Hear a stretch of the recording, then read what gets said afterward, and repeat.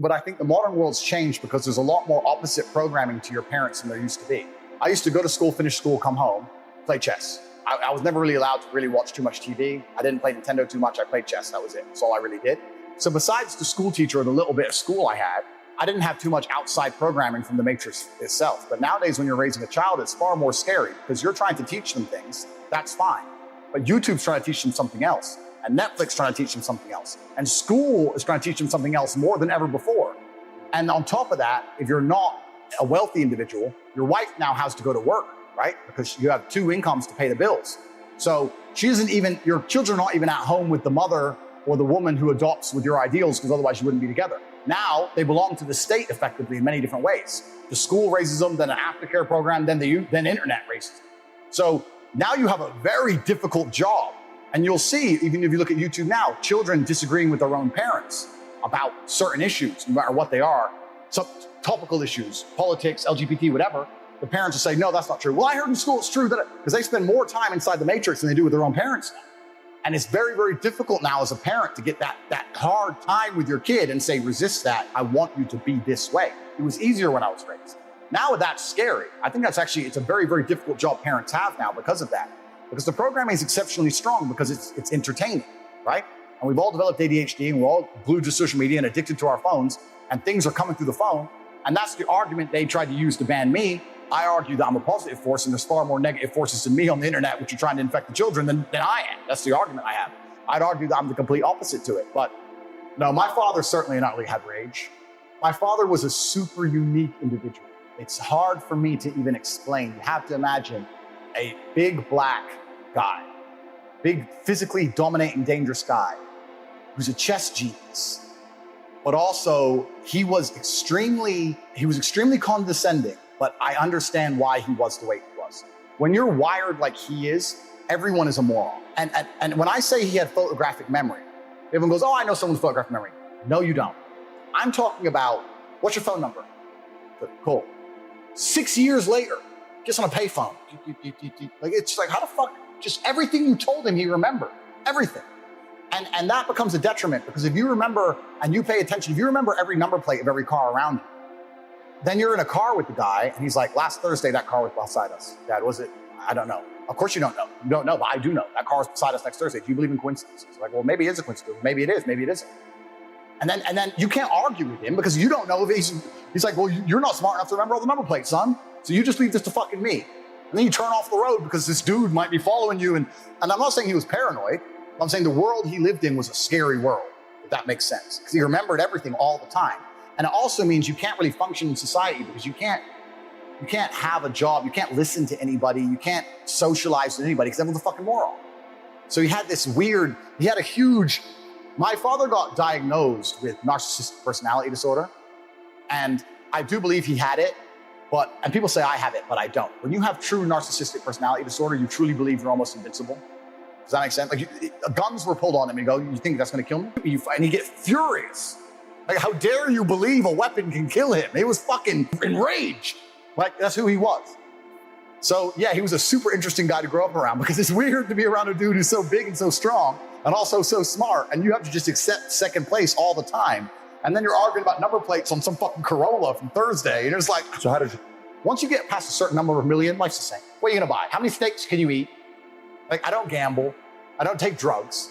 Like, you eat, vodka's cheap. I have my house. I have 27 cars. There ain't nothing to buy. I have diamond watches. I'm really, although I talk about making money and I talk like I'm a money-oriented person, I do that because you cannot truly escape from the matrix if you're poor, because they use that as a control mechanism against you. But once you get past that, it doesn't matter if you have 50 million or 75 million. Your life's the same. 400 million, your life's the same. I don't need more money. It's not interesting to me. What's interesting to me is living a life that's true to God. I like being able to go to sleep at night knowing I'm happy with myself and who I am. I like knowing the things I say on podcasts are a good, genuine influence on the world. I like if something bad happens to me, which happens to everybody, I can go to sleep knowing that karma is going to reward me because I'm a positive influence. I don't need to sell my soul for money. This is the thing that Logan does not yet understand. He still thinks selling his soul's worth it. It's not worth it for money. I don't need money. It's not about money for me on any level. It never will be. So I do believe saint status is coming. You have a very, very powerful point. And also, this is why you have a level of power control I don't yet have, right? you have a certain status and power, you're right, that I don't yet have. But I do certainly not really believe it's coming just because of the feedback I've had. It's been absolutely monumental. On the day of my banning, I got 94,000 emails. 94,000 people took time out of their life to just email me support. It's insane. It's insane. They haven't tricked anybody. Never know. But this is the thing that's interesting, because the feminist narrative, when I say things like the male pilot, for example, the feminist narrative is that I'm a controlling man who wants control over women. The actual truth is I'm a protective man who wants to protect. And being a man in a position of protecting is not always a good thing. I feel indebted and have a duty to myself and my honor, meaning that if I'm walking down the street with a beautiful woman and 3 men want to attack her, I have to risk my life now. I can't live my life letting my wife get gang raped on a fucking street and running away. I can't take it as a man. So I have to now die. I have to die or try. I have no choice. So, but that's my duty. But they'll ignore that part. They'll ignore the part where I risk my life, right? And they'll say, oh, but you just want to be controlling, misogynistic. No, I have a duty to protect. I'm calmer under pressure because I've been in more unfortunate situations. I've had more trauma in my life, which has trained me to be more calm under pressure. I would hate to meet a woman who's been through as much trauma as I have. That's not the kind of, that wouldn't make her a good woman. I don't think women need trauma at that level. I don't want women who've been stabbed. There's no need for that. But I have been through it. So I think that in my experience, extrapolation, that men who are successful, a lot of them have been through enough for me to trust them more in a high pressure situation. And like I said, this comes with massive responsibility. This comes with massive detriments and downsides, right? And the feminists are like, no, you're controlling. It's not about control. It's about duty. There was no feminist on the Titanic. Then men can die. There's no feminists to this day in Ukraine. The Ukrainian women can leave. You'll see them partying in Warsaw and Prague. Ukrainian men can't leave the country. They're dying in a ditch. They have to stay and fight. Not a single feminist is demanding that the women stay and fight. Not a single one. They don't give a fuck when it turns real. Once it turns hot, then it's woohoo, straight to, what do you want, a sandwich? Sure, well, I'll whip you off a sandwich, sir. What do you need? Then it all goes back. The closer you are to the real world, the closer people instantly get into their gender roles, because otherwise they get annihilated in real time. That's another thing I said when I was getting called misogynistic and I was arguing with feminists. I said, traditionally men are the leaders, and in ancient societies, men were in charge. That's because men are oppressive. You've oppressed us forever. That's their narrative. Their narrative is that we've oppressed women forever. I said, no, we've protected and provided for you forever. The reason we are leaders is because if we align with our gender roles, a man's more likely to lead, and that gives us a more competitive chance. In the olden world, where all the empires were currently fighting, if you're not as competitive as possible, you're going to be annihilated. I would argue that perhaps there were some civilizations where women were in charge, but we don't know who they are, and we can't discuss their history because they were fucking annihilated in real time by the ones where the men were in charge. Because you are hyper-competitive. You're at your optimum when men are in charge. That's just the optimum of the gender roles. That's the way it works. I don't believe we've been oppressing you since the dawn of human time. I disagree. I believe we've been working hard, protecting, providing for you. If men were truly oppressive to women, why don't we send the women to war? Women on women, it's fair, right? We can send all the women to war in Ukraine, all the women to war in Russia. They can die, and we can sit and we can chill and we can go to Warsaw and drink vodka. We don't do that. The men of Ukraine and the men of Russia are dying to protect their women. And then they want to sit and say that we're bad? It's a completely skewed worldview. Whenever they come along and say that we're oppressive and that we have the most money and all this bullshit, it's a lie. We are going out of our way and giving up our lives to protect and provide. And this is where it comes to some of the other things that they said against me. I've said, a man has a degree of authority over something he has responsibility for. They took this and they used it and said that I think that men have authority over women. It's not what I said. I said, if I have responsibility for something, I must have a degree of authority over that thing. If I have a car, for it to be parked in the wrong place or for me to drive too fast, whatever, for me to be responsible for the actions of that car, it must be my car. If it's parked in the wrong place, but it's not mine and I'm not allowed to drive it, then I'm not held accountable. For me to be accountable, I have to have responsibility. By extension, that gives me a degree of authority. So what I was saying is, if a woman comes to me and lives with me and I pay the bills and she travels the world with me and she flies on jets and we go to boats and she's taken care of, I'm responsible for her safety if we walk the street at night. I ensure her life is in perfect order. I have a degree of authority where I can say, you're not going to go out at night by yourself. It's dangerous. Or we're not going to go to this country right now. It's dangerous. That's a degree of authority that I have that comes with my responsibility from a protective manner. That does not mean I am oppressive. That does not mean I'm misogynistic. It just means that responsibility and accountability are linked and they can't be decoupled. A captain goes down with the ship because the captain is responsible for what happens on the ship. If the captain gives orders and everyone ignores him, then he isn't going to go down with the ship, does he? He has authority because he is responsible. Two things are the same. And once again, people have misunderstood what I've said. That's what I said. In a healthy relationship, perhaps in my relationships, let's talk from a personal perspective because then I can't be attacked. In my relationships, I am responsible for the emotional security and for the physical security and the fiscal responsibility, the fiscal security of any woman I'm with. And by extension, I have a degree of authority over her to make sure that we as a couple proceed and progress in the best possible way. It's not going to be 50-50 if I'm in charge of the most important things. It's going to be like, listen, I love you very much. I respect what you're saying and you're totally right about this. But on this one point, I'm sorry, I'm going to be the man. We're doing it this way. The combination of both, I think it's certainly on him to earn it, but also the matrix programming is counter to him. The matrix programming is trying to tell him that he shouldn't be allowed to be the man of the house, that he shouldn't be allowed to have any kind of authority in any regard. He shouldn't be allowed to be able to say what happens. The matrix programming is saying the absolute opposite all the time. And if that's getting into your woman and you don't have that much influence, and that's getting to all your children, you don't have that much influence, now you're coming home to a household where everyone just thinks you're the dude who should just fucking work.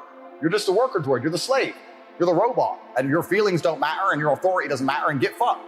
And this is very conscious. If you watch any Netflix show, the mother is the smart one and the man is the bumbling idiot. Turn on a show, I dare you, turn on a family show.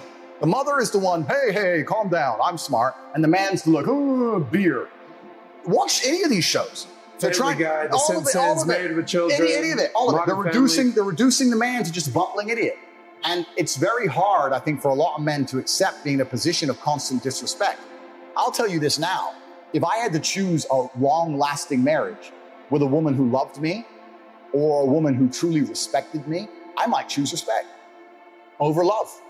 Even though they're the same thing for a woman, because she loves you, she respects you by default. But if I had to choose, I'd choose respect. I've been through too much and worked too hard and go through too much in day-to-day life to come home to my house and be having battles over asinine bullshit. I take care of you and I love you with all of my heart. I would die for you. If someone broke into this house, I would engage the invader and die. Please just cook dinner, please.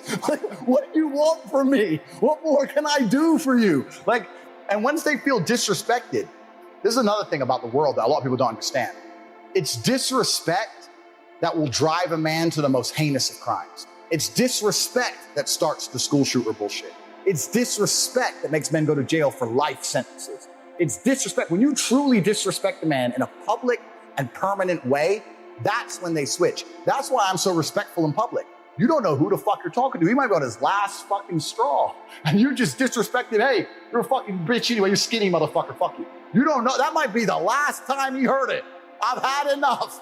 You don't know. Disrespect is dangerous, right? And in a household where you're constantly disrespecting a man, he's gonna end up depressed and sad for even accepting.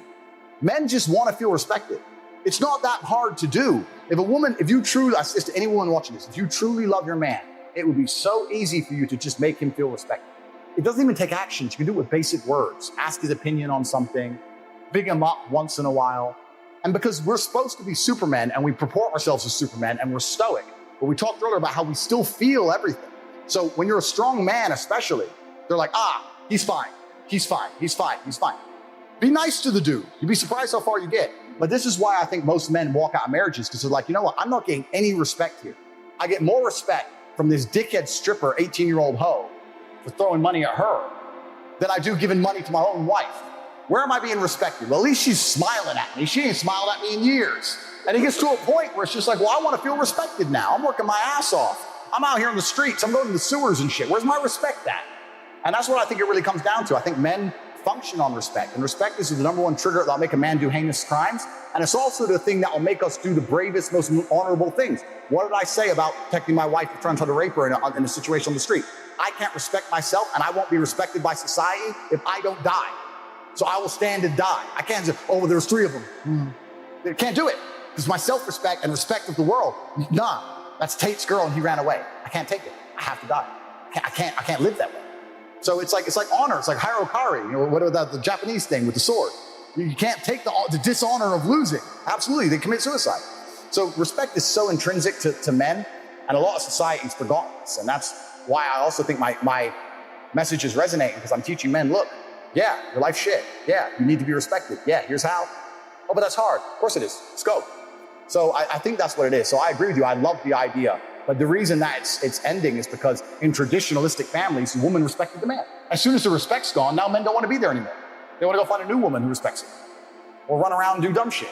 Or run around with their boys. Their boys respect them. Women say, why is my man always out in the street? Because on the street, he's respected. With his boys, he's something. When he's home, what is he? You don't respect him. He wants to go be amongst the respect. That's why men do the shit they do. It's dangerous shit, life-threatening shit, gang banging. How many times you heard a gangster say, I'll go shoot him, respect, it's my name. It's respect, it's a whole different dynamic. We've forgotten the respect inside of relationships, and this is why so many men are just losing interest completely. And then, yeah, it's a downward spiral, you're completely right.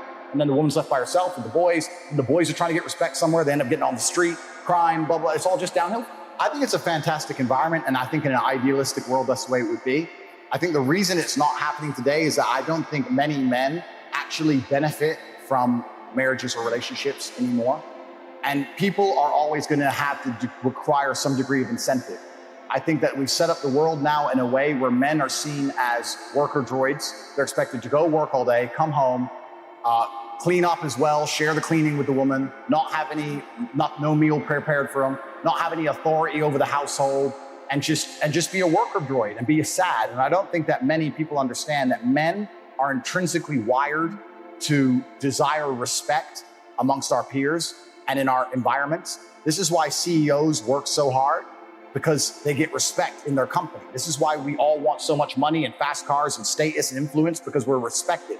Men desire respect like we desire oxygen. And if a man's coming home to a household where he doesn't feel any respect, he's not going to want to be there for very long.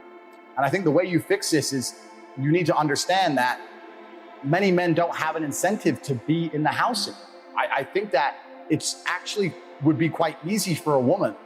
In fact, there's a couple women who even say this on YouTube. I can't remember their names, but it'd be quite easy for a woman to make a man really happy with super basic things. Just go up to your husband and say, hey, you know more about this. What do you think about this? That would make most men's world. And there's so many sexless marriages out there with men who work their ass off and they come home to a sexless marriage and kids who don't fucking even like them.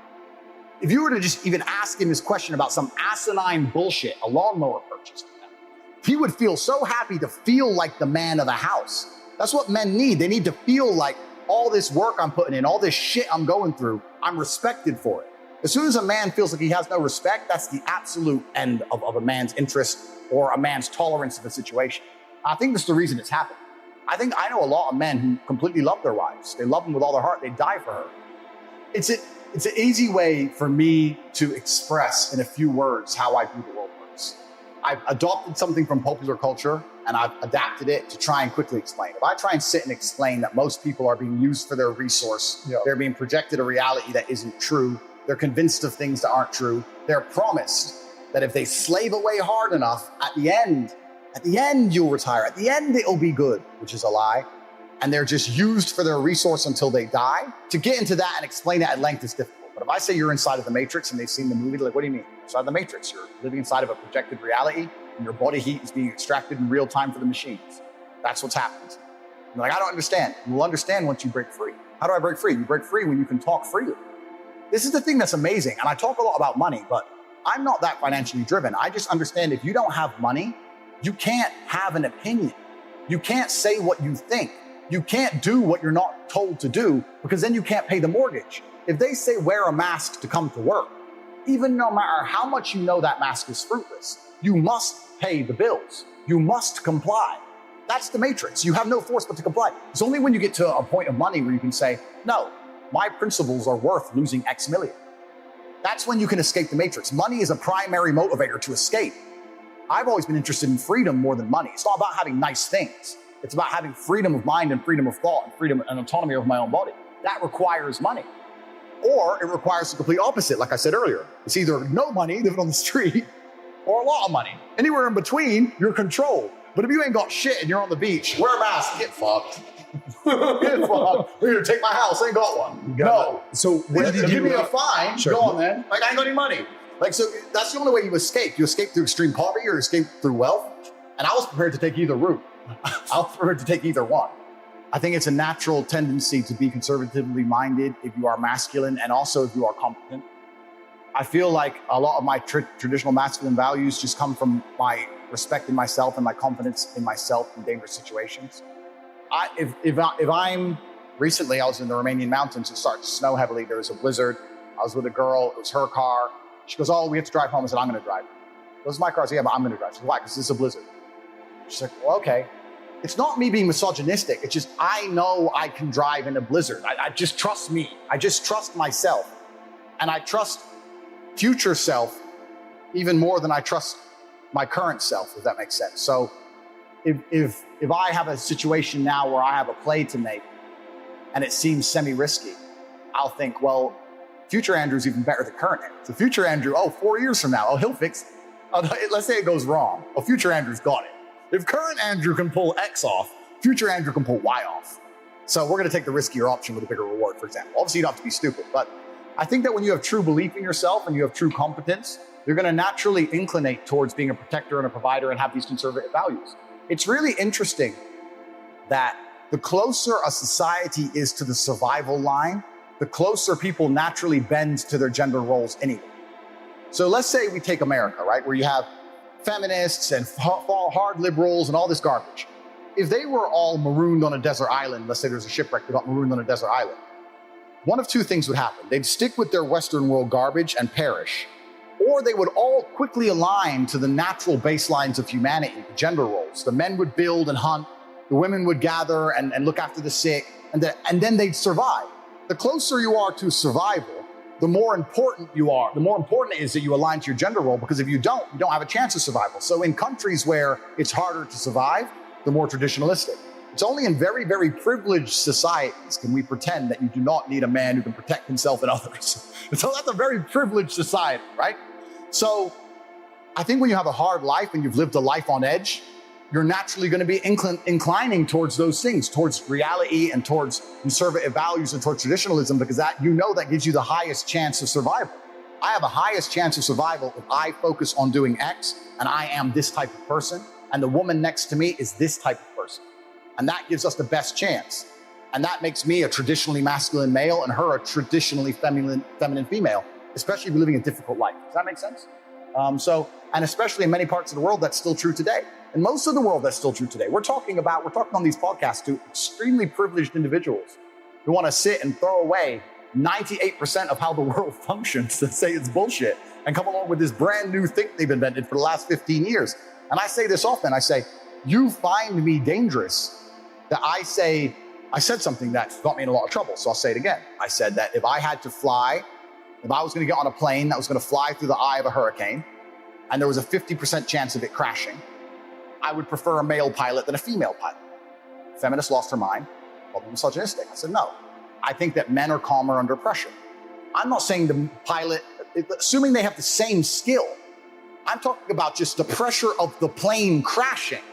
In my experience, men are calmer under mortal pressure than a woman would be. She might panic, and then we're definitely going to die.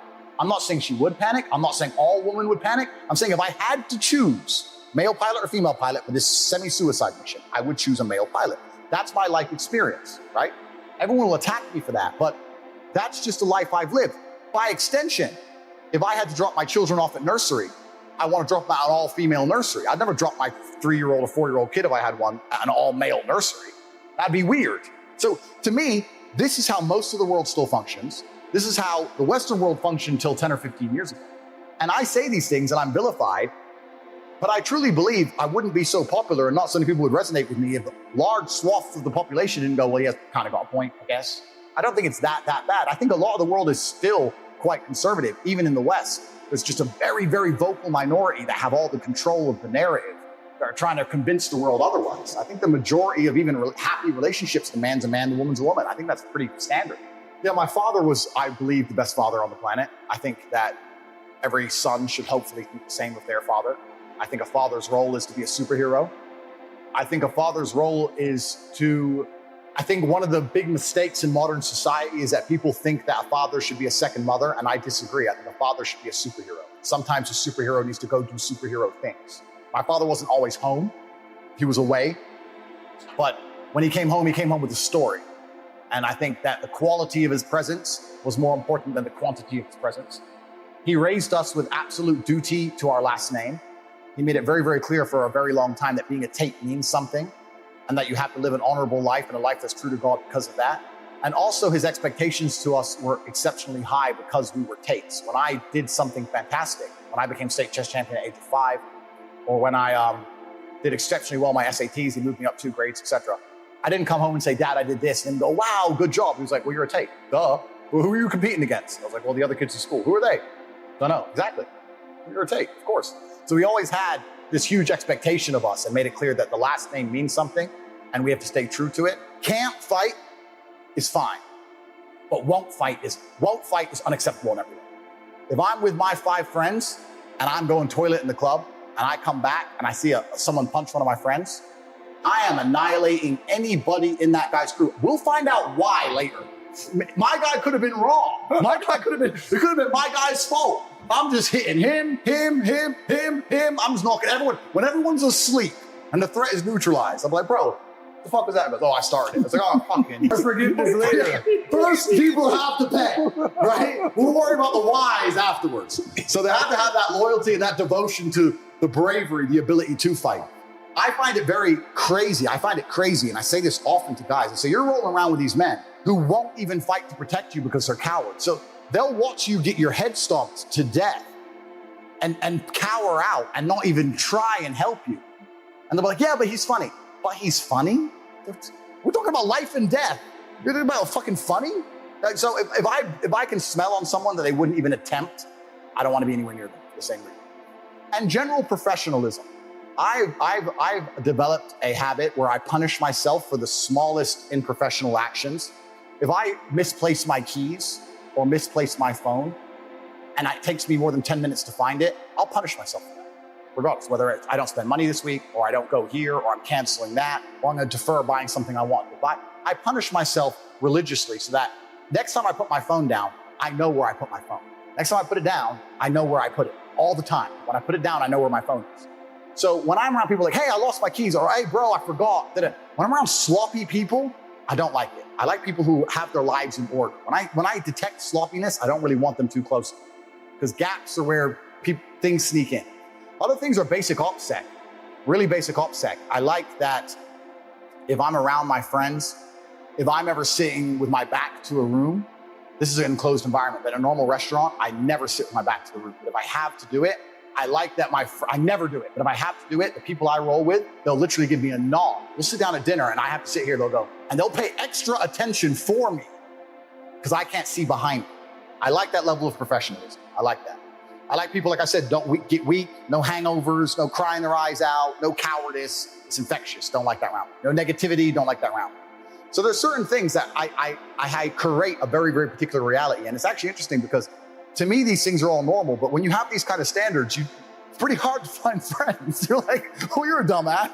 You're a pussy. You're like, and you don't talk to that many people. But if you get a crew together that act that way, it's amazing how, not to get all airy-fairy, but it's almost an intangible. When you have 6 men in one place who are perspicacious, who are paying attention, who do have their things right, who don't lose things, who do the whole room can smell it. When me and my crew walk in a room, even if it's almost like an energy. Some guy can be eating his dinner and not even see us walk in and go, 6 predators. It's like the rabbit when the fox comes. Like you can smell when the guys turn up. Do you know what I mean? And everyone's experienced it. Everyone's seen it. So anyone I associate with, I have these very, very stringent metrics, and they're basically just to make sure that nobody gets inspired by something they can't resist to snake us. And also nobody's overly sloppy and allows a way for us to be infiltrated and destroyed. And one of the easiest ways that people, especially in the modern world today, especially people in my position, are infiltrated and destroyed are women. So with women, I create that very heavily. If you get a guy who's thirsty and he's on your crew, let's say I have problems with another crew, let's say, and I know they have a member who's thirsty. That is the easiest job in the world. You get one hot bitch to Instagram message, you're gonna find out where they are, what they're doing, where they've been, the hotel room right now. It's fucking done deal. You can do whatever you want to them idiots, right? You gotta have guys who can turn that shit down. I've had it a bunch of times in my life where I've been in countries. I was in Sofia, Bulgaria. I was talking to this girl. She's like, hey, she's 10 out of 10. And I've been talking to her for a few weeks. She's like, hey, let's meet at this place. I'm like, let's go here. No, this is my favorite place. Let's go here. And I was like, no, I'll turn pussy down. I could have been wrong. Could have been right. Could have been right. We're never going to know. I'll turn it down. But if you have that guy in your crew, hey, bro, she's so hot, bro. So hot. That's problems for you and him and everyone else. So you got to be very careful with the kind of life you're living. But if you live with people who have their lives in order, it's important. But professionalism is also a really big one. When I see people who are sloppy, it makes me very uncomfortable. Now that I've analyzed that my father sacrificed his marriage for me and Tristan. Because I think that there was times of massive contention with my mother where he was so principled and so concerned with our upbringing as men that he sacrificed his marriage with my mom for us. He filed a divorce? Yeah, so I'll give you a very quick example. I'll tell you a very quick story that surmises it. So they were still together when we moved to England. My father was still in America. He came over to visit. And my mom said to me a couple of days before he comes, your dad's coming. We're going to go get a haircut. And I was about 12. Went to get a haircut. We went to our normal hairdresser. Hairdresser wasn't there. Got some other hairdresser. Cut my hair. Whatever. And when we got back to the house, my mom's like, I don't like how she cut your hair. She cut your hair wrong. She cut your hair wrong. And I'm only 12, right? So I'm like, yeah, she cut my hair wrong. She cut my hair wrong. So when my dad came, my dad turns up. He's only there for a couple hours. I haven't seen him in nearly 6 months. I said, oh, yeah. My mom said, I hate the way they cut his hair. And my dad, and I said, yeah, they cut my hair wrong. And my dad lost his temper. He said, what the fuck are you doing? You're raising my sons to bitches? What the fuck are you talking about haircuts? I leave you here with my boys. You're talking about, tell them to worry about their haircut? They're fucking men. Who cares about their hair? Their haircut doesn't matter. When they grow into men, no one's gonna care what their hair looks like. Their haircuts are stupid. And my mom's like, well, no, Emery, it's just, she cut it wrong, And then my dad was like, listen, I trust you with my boys and you fucking cut their hair on. So they got in some big argument. So I'd only seen my dad for 3 hours at this point, in fucking 6 months. They got in a big argument. My mom kicked him out of the house. So he left the house, right? So he went to the hotel. And then the next day he called me. He goes, I can't come to that house. Your mom doesn't want me there. Come to me. And I came to him and we went to the hairdresser and I was only 12. So this is a traumatic experience, right? I cried my eyes out. I don't know why I cried, but I was upset. He goes, come with me, boy. Why? He goes, you learn when you're older. You're going to understand when you're older. You're going to shave your head. And I was like, I don't want to shave my head. He goes, listen, you're 12, you're a kid. Nobody cares about your hair. Come here. Sent me down the thing, had my head shaved by the way. When I went home, my mom went fucking crazy. This is the story she recited to his death about how crazy my dad was. Emery's crazy. He made him shave his head. He's so crazy. That is so crazy. But when I shaved my head, my dad said, listen, you're going to grow into a man and you're going to learn that there's so many things that society expects of you and there's so many things that people expect of you and there's so many things people are going to care about. And the last thing on the list is going to be your haircut. You're not going to give a solitary fuck. I'm not going to have you being raised thinking your haircut matters. So people always say, oh, why am I bald, right? So I had hair until about 3-4 years ago. And I was remembering this story. So after this story with my mom and father, my mom went nuts, called my dad crazy. He went back to America. So some 3 hours after 6 months because of this haircut thing. Because he was so principled, didn't give a shit. So I was sitting in a hairdresser and I was waiting the guy in front of me and he had his hair cut. And the guy in front of me, he goes, oh, I'm finished. And he goes, oh, excuse me, can you just a little bit here and the top, just a little bit and the top and here and here. And I'm sitting there and I'm just on my phone. I'm like, who gives a fuck? A millimeter? Bro, you're ugly anyway. No one cares. Like, and he messed around for like 10 minutes fucking with his hair. So when it was my turn and I sat down, it wasn't my normal barber. He goes, hey, how'd you want your hair cut? And I remember the story and I just couldn't. I was like, bro, shave it off. Like, I'm a millionaire, kickboxing world champion. Who gives a fuck about my hair? I haven't had hair since. Like, get rid of it, get rid of it, get rid of it. You just shave your head? I just shave it off, yeah. Like, I could grow a full head of hair. I just shave it off. You could? Yeah, I could, yeah. You just prefer to be a bald badass? No, I did it at that day, and ever since I've just been like, oh, it's just easy. I can go anywhere. Shave it off, shave it off, shave it off. But that's an example of my father would destroy his relationship with my mother to try and teach me and Tristan things. And I have so many examples of that. Their biggest arguments were almost him being too principled about me and Tristan and my mother trying to be like, Emery, that's crazy. Or Emery, let him go to sleep. Emery, he doesn't want to play chess. Emery, sometimes my dad was like, no, but he is going to be this way. He has my name. So you can leave the house if you want. Eileen, he's doing this. So I think a lot of his relationship breakdown was actually because he was so principled on us, which is quite a unique perspective, I guess. It's just the thing about emotionality, because you just nailed it. Even with the best possible intentions, people are excitable, they're manipulatable, and they can be used. This is why stoicism is so important. Let's imagine in a hypothetical situation, you guys could hand me $1 million cash right now. I would sit and think, I'd say thank you. And I'd sit and think, am I going to get out of this building? I wouldn't be like, wow, $1 million. Oh, I wouldn't get excited. I'd be like, that's unusual. Fuck. That's what I think. I'd poker face it, but that's what would go through my brain. Because if I was excitable, wow, $1 million, and you'll give me more? Wow, that boom. That's the end of the game, right? You can't be excitable. There's a time and a place when you're with very, very select people in very, very private environment, you can be excitable. But otherwise, yeah, you're right. People get excited and they talk too much and they get happy and da-da-da. And it's fine at a certain echelon, but once you reach the upper echelons of life, you have to really start analyzing risk reward. Especially in the modern world, look at me now, right? I just took a huge risk. I'm a misogynist and I'm evil and I just want to boat with 30 girls. If one of them were to turn on me, imagine the bullshit. That's a risk. And I had to analyze the risk, had a conversation with all the girls in advance, made it clear they all had their own separate bedrooms, but operate extremely professionally. CCTV on the boat. I couldn't just be some jackass. Let's all just go get drunk. Let me see everyone get drunk at a sex fest. You have to be pro. You have to be professional about things. And the sloppy guy wouldn't have done that in my position. He was go, hey, I got a boat, I got girls, I got booze, I got money. And I'll just say to them, look, if you know things, even though I don't do anything wrong, but if you know even who I associate with, you know things, then you have to lie. Why isn't it easier if you just don't know? Then you got to lie, right? So I'm working. What's work? Work's work. You're on a jet. You're on a jet, right? So I keep certain things from them because it makes it easier than them having to worry about a false narrative or a lie. In the event of whatever, or if we break up, then what, right? So I'm very careful of that. I'm very, very careful who I talk around as well. Like if there's random, like on the yacht, me, Tristan, and my cousin, we were just with 30 girls on the yacht. We didn't talk business once. We talked business one night, but a couple times, like Luke went to go, hey man, I'll message you. We'll be sitting in the same room, WhatsApp. This is people. Loose lips sink ships. Doesn't matter if you're doing nothing wrong. You gotta be careful who you're talking around. They listen to shit. And in the modern world, they record shit. Like you don't want to, even if it's a 0.1% chance, but what's the upside? Like there's no upside. Yep. So why take the 1% chance? Risk reward. I'm very, very careful. And especially with women, not because they're necessarily malicious, because women in general don't have to worry about the certain things I'm talking about in terms of professionalism. There's a whole bunch of beautiful, smart, great women out there who just go through life and they're just Instagramming everywhere they go and they forgot their keys. And if she's too close to your circle, she's just an in. It's an in to get you. And you gotta be careful. And it's amazing whether it's the 1970s Soviet spies or the 2022 mafia, when they want to get a dude, it's a chick. You either send a new chick or you watch his old chick or you find his girlfriend. Even a bounty hunter today. Let's say I was wanted by the police and they couldn't find him. Who's his girl? Bet he's gone there. Bet he needs some sex. Go put a car there. Every time, every fucking time. You gotta keep this shit in order. And the women I associate with have enough respect for me to go, okay, I don't know. Fine. Just, I love you, love you. When they arrested El Chapo's girl, didn't you say I didn't know he was a criminal? I thought it was a chef or some shit. I was like, perfect. She doesn't even know I lie anymore. He's a chef. He told me he's a chef. He's a chef. He's a billionaire chef. He's a chef. Dude's a chef. I don't know. The guy's a chef.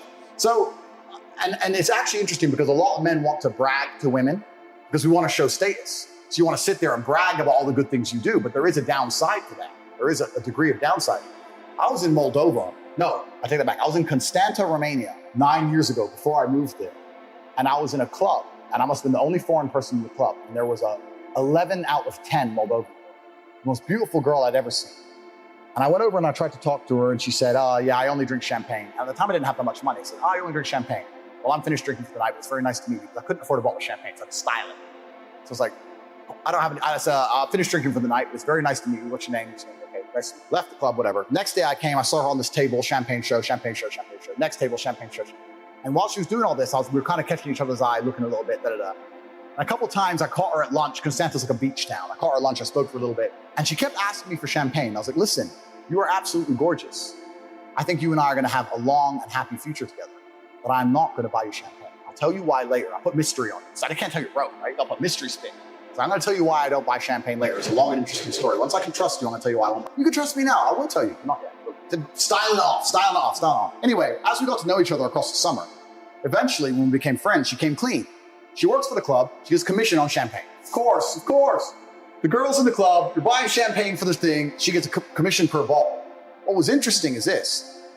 She had on her phone a system. So she'd meet you, you'd buy her drinks the first night. You'd go a separate date the second night, you buy her drinks. Third day, she'd send a pre-decide already in her notes how you live far away and she can't fall in love again. She's only been with one man her whole life. She falls in love with you, she's gonna have her heart broken, and she's scared. And then she'll ghost you for 3 days. Then eventually after begging, you'll get her back, but she wants to come, but not on her own because she's scared. She wants to bring 3 friends and she'll go to this restaurant. She wants to drink this champagne. Boom, boom, a commission. And she'll show me in her Facebook message, every dude, playbook, every fucking guy, one after another, every night of the week, all just falling for the playbook. She goes, you're the only guy who never bought me champagne. I was like, yeah, well, I didn't tell her I didn't have the money. I was just proud of it. And I was like, I've been around the world. I know some things. So anyway, I played it off. And she was sitting there telling me, yeah, and when she was going through it, it was scary to me. She goes, yeah, this guy on Facebook, yeah, he's from Turkey and he does private airplanes and da-da-da-da. And this guy, she's telling all their jobs, the money they're making, where they live, the town they're in. Because these dudes are sitting there talking, I'm so rich, baby, I'm so rich, I'm so rich. You want champagne? I got it. I do this, I do this, I do this, I do this. And I was sitting there thinking, whichever mob boss picks this girl up is going to have a whole bunch of targets to go robbing all night long. Because dudes just can't shut the fuck up. And this was when I was 24, 25. Ever since then, I style it off. What's your job? Oh, I work, it depends where I am. If I'm like in Romania, I say I make papanash, which is a Romanian donut. It's a national food. You're the donut guy. I say I make papanash, baby. Papanash, like I'm number one.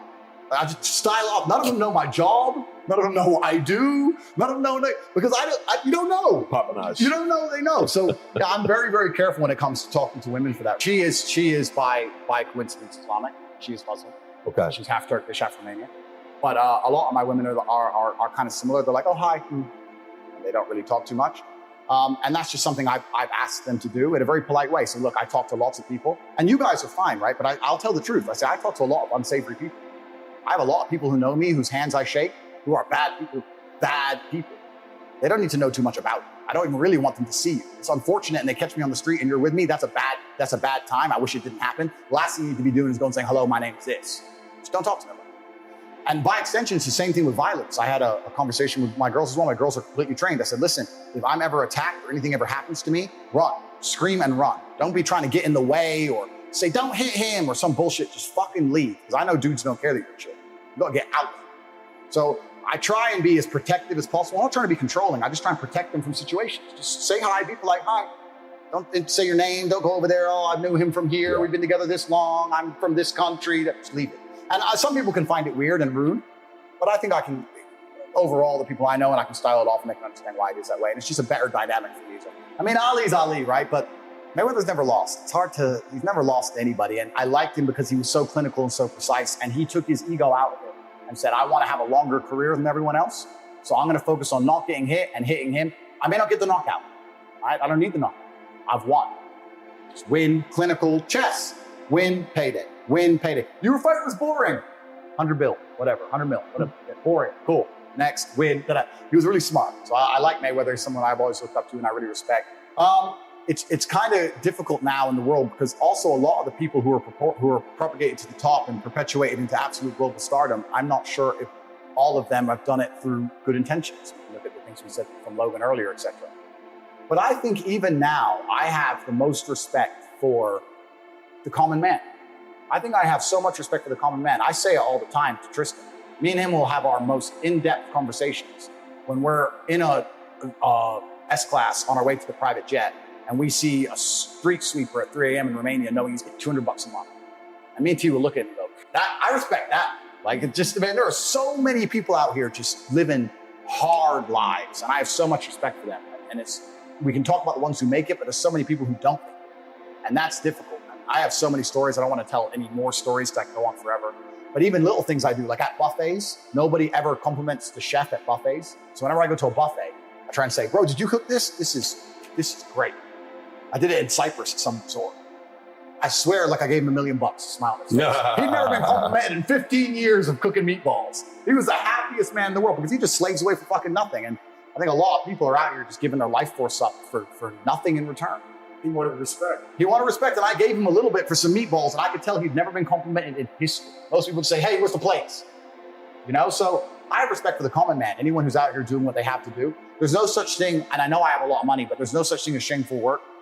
If you're a man and you're getting up and you're working, doesn't matter what it is, we need people who do these jobs, and I have absolute respect for you. And when I talk about escaping the matrix, I'm not saying that, you know, if you're working your normal job, you suck. I'm not saying that. I'm saying if you want to live the life I live and you want to have all the things I have, then you have to escape. Of course, it's going to be different. But I have absolute respect for anyone who gets up in the morning and faces their demons and gets it done. Because life as a man is fucking hard. It's really hard. I think from an ideological perspective, it's nice to have certain figures because it certainly inspires the morale of the sensible as opposed to the morale of the insane. I believe that. However, I believe that the power structures are set up in such a way that the president doesn't truly matter. I don't know if you saw, there's an interview with Putin when Trump first became president. Find it on YouTube. He said something very interesting. He said, what do you think about Trump? Trump has all these ideas about Russia and how he wants to change the world, etc. Putin said, I think he said 4. I've sat through 4 US presidents so far. They all come with very interesting ideas, and then the men with the black suits and the briefcases come and explain to them how things are done, and then they leave, and I'm still here, and nothing really changes. Putin said it. Putin understands. And I think for this reason, winning a vote is nice to say ha-ha to the other side.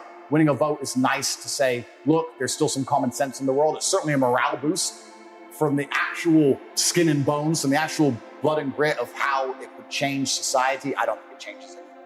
And for that reason, and because I don't want to be suicided, I am absolutely not real. My view on Putin is very controversial. So I wrap this up with this. I think Putin is misunderstood. I think he's a misunderstood man. I think that he's been in power for a very long time. I think he's extremely smart.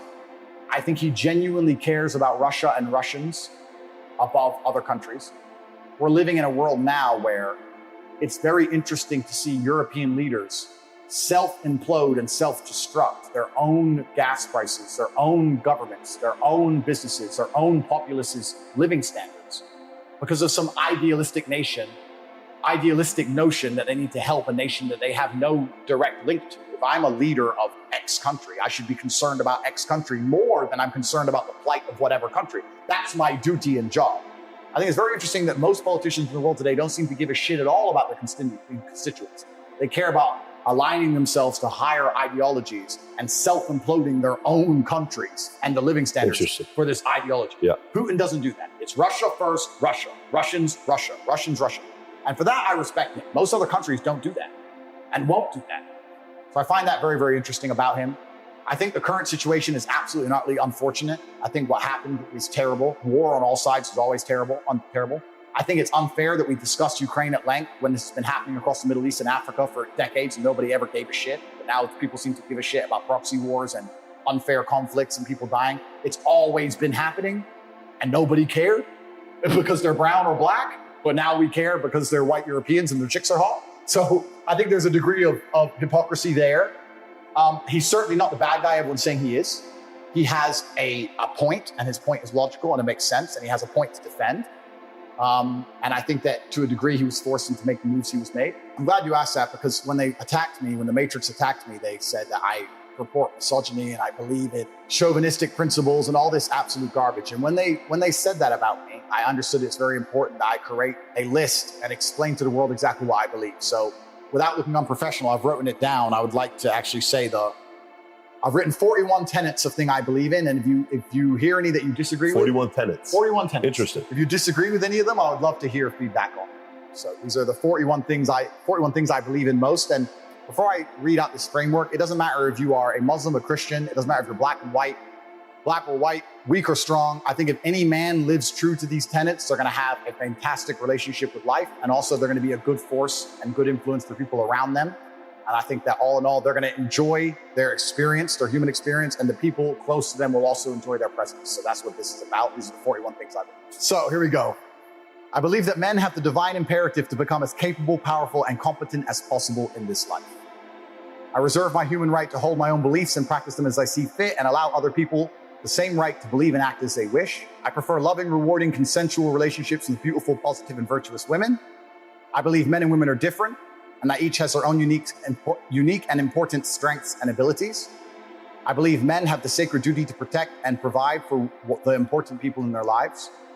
I believe men have the sacred duty to protect the innocence and sanctity of their children and reserve the right and responsibility to raise their children as they see best to ensure their long-term happiness and success.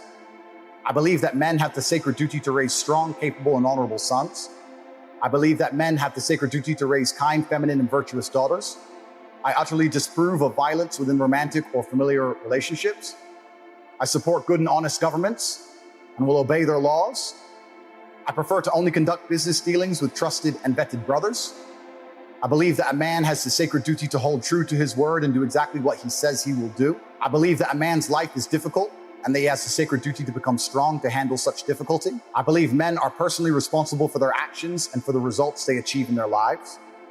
I believe in emotional control and the vital need to become disciplined and professional in all things. I believe that men have the sacred duty to approach everything in life from a position of strength. I believe that all men have the sacred duty to become men of upright and virtuous character and live above all possible reproach. I believe it is incumbent upon me to ruthlessly identify my own weaknesses and limitations, and I eagerly work to overcome them and become more capable in all realms. I seek to improve my personal freedom to think, act, and live true to my masculine imperative in all ways. I believe each man has a sacred duty to mold the physical body into the strongest, most resilient, and most capable version of itself. I believe that men have the sacred duty to rigorously train themselves, both physically and mentally, every day. I believe that I have the sacred duty to only eat the highest quality foods possible. I reserve the right to protect the sanctity of my bloodstream and make my own decisions about medical care and procedures. I affirm the importance of endlessly improving my mental faculties through diligent work, study, and practice.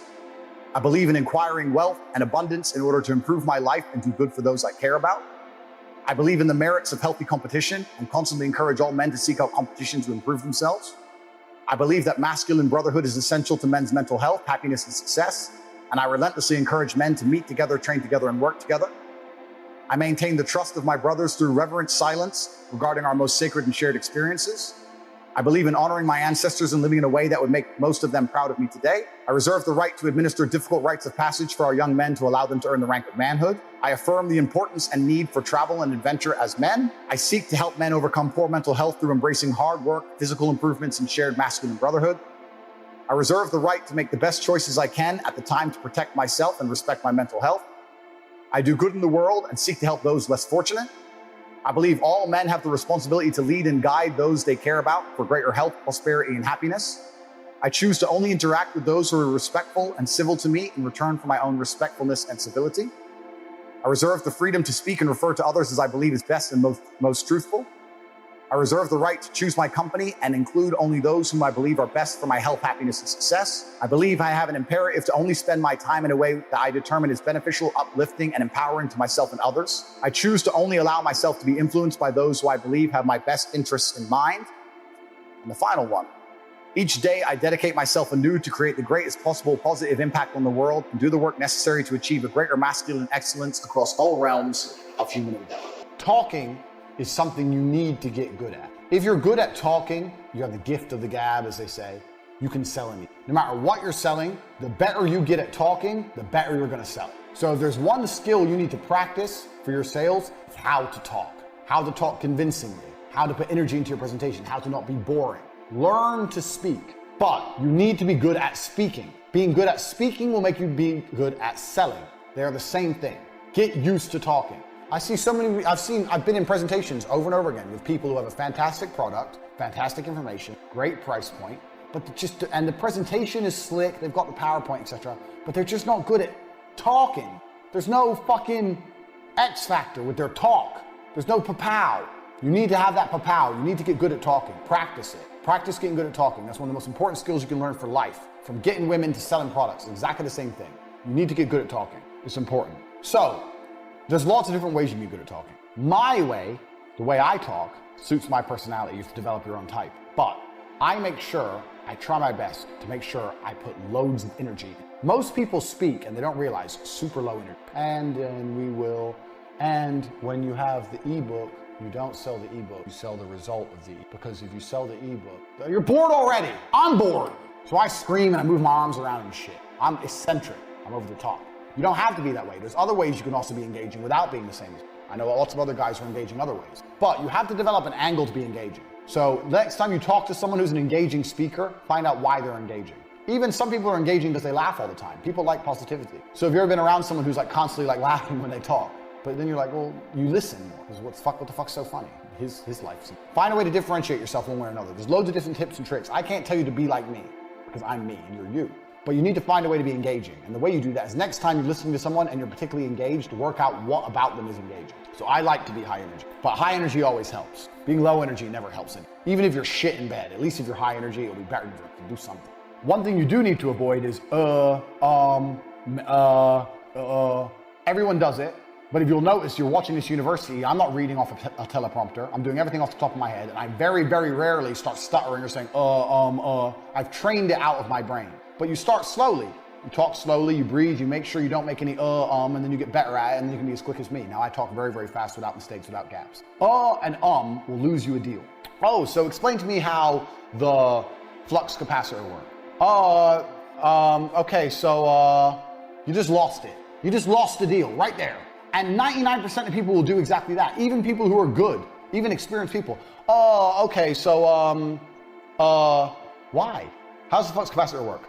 I'm gonna tell you exactly how the flux capacitor works. Here's how it works. Look at this. I just got the deal. You didn't. All I did was repeat his question. You're saying, so you have time to think. I'm repeating the question, so I have time to think. Tell me how the flux capacitor works. Okay, or tell me how the flux capacitor works. I'll tell you what I'm gonna do. I'm gonna tell you exactly how the flux capacitor works. All I did was repeat his question. It's not complicated. There's tips and tricks so you learn how to speak without sounding like a moron. If someone and ahs in a presentation with me, I won't buy from them because I don't like that shit. I don't speak that way. Learn how to not speak that way. As a man, you should always live for something bigger than yourself. I feel like that the true masculine imperative is to find a battle worth fighting for. That's why men have always gone to war, and some men died. That's how it's always been for men. As a man, your life shouldn't be about quantity, it should be about quality. And trying to live as long as possible, but being that porridge goo in the middle is not as important as living a shorter amount of time and getting to be the T-bone steak. So I want people to understand that I believed I was doing the right thing, and I'm not a perfect person, and perhaps I made some mistakes, but I believed I was doing the right thing at the time, and I don't have any regrets about it, and that I would like people to learn from my example and live true to themselves. And I think that the world can be a beautiful place when you're true to yourself. I really think that a lot of depression and a lot of sadness and a lot of discontentment with consciousness comes from the very simple fact that most men are not true to themselves. And when I say that, I mean, I can say this in a funny way, or I can say this in a serious way. I'm gonna choose. Give us both. Let me choose funny. You want to fuck a bitch? Fuck a bitch, bro.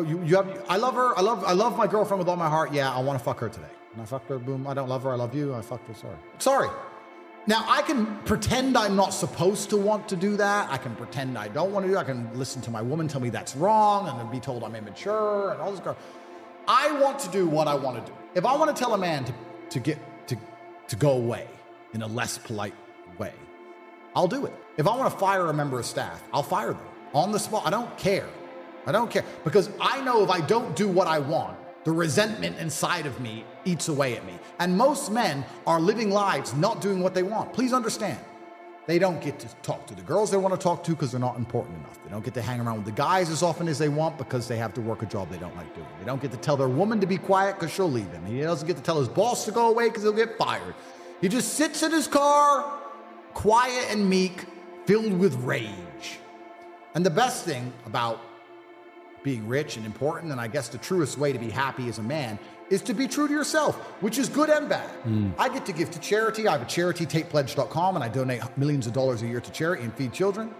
I love my kids. I love my friends. I love the people around me. And if I don't like someone, I tell them to get fucked. And I say it right to their face, in their eye. And if they want to do something about it, it's up to them. And I'm prepared for that too. And I get to live true to my masculine imperatives in all ways. I don't have to sit and be fake or lie or get along with someone. You keep it real. I keep it real. And that is why so many men are unhappy today. They don't get to keep it real. Bro, you know what I find truly amazing? There are men out there who are afraid to tell their own woman, leave me alone, I'm busy. Because she'll give him a headache.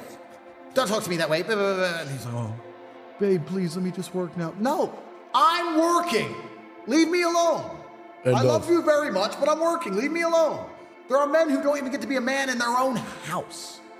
They don't even get to be a man in their own house. No wonder you're depressed. No wonder you're miserable. I'm talking about being the king of earth. You don't got to be the king of earth. At least be the king of your house. If someone breaks into that house, you have to die to protect that woman. You're paying the bills. And you said, leave me alone for 5 minutes, and she's giving you attitude? Bro, you said, don't post our location on Instagram. They want to kill me, and she's worried about her likes. Most people's lives, most dudes' relationships, their lives are so fucked up. They don't even realize. No wonder you're sad. Look in the mirror. Look in your own eyes. I'd be miserable if I was these people.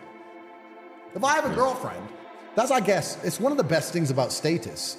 I know this is a bit off topic because you asked me how I want to be remembered, but the answer is I want to live true to my masculine imperatives. But if I have a girlfriend and I get a girlfriend and I like her very much and we're together, and I say, we're together now, you don't need Instagram. You know what she says? Cool. And deletes it. I don't have to force her.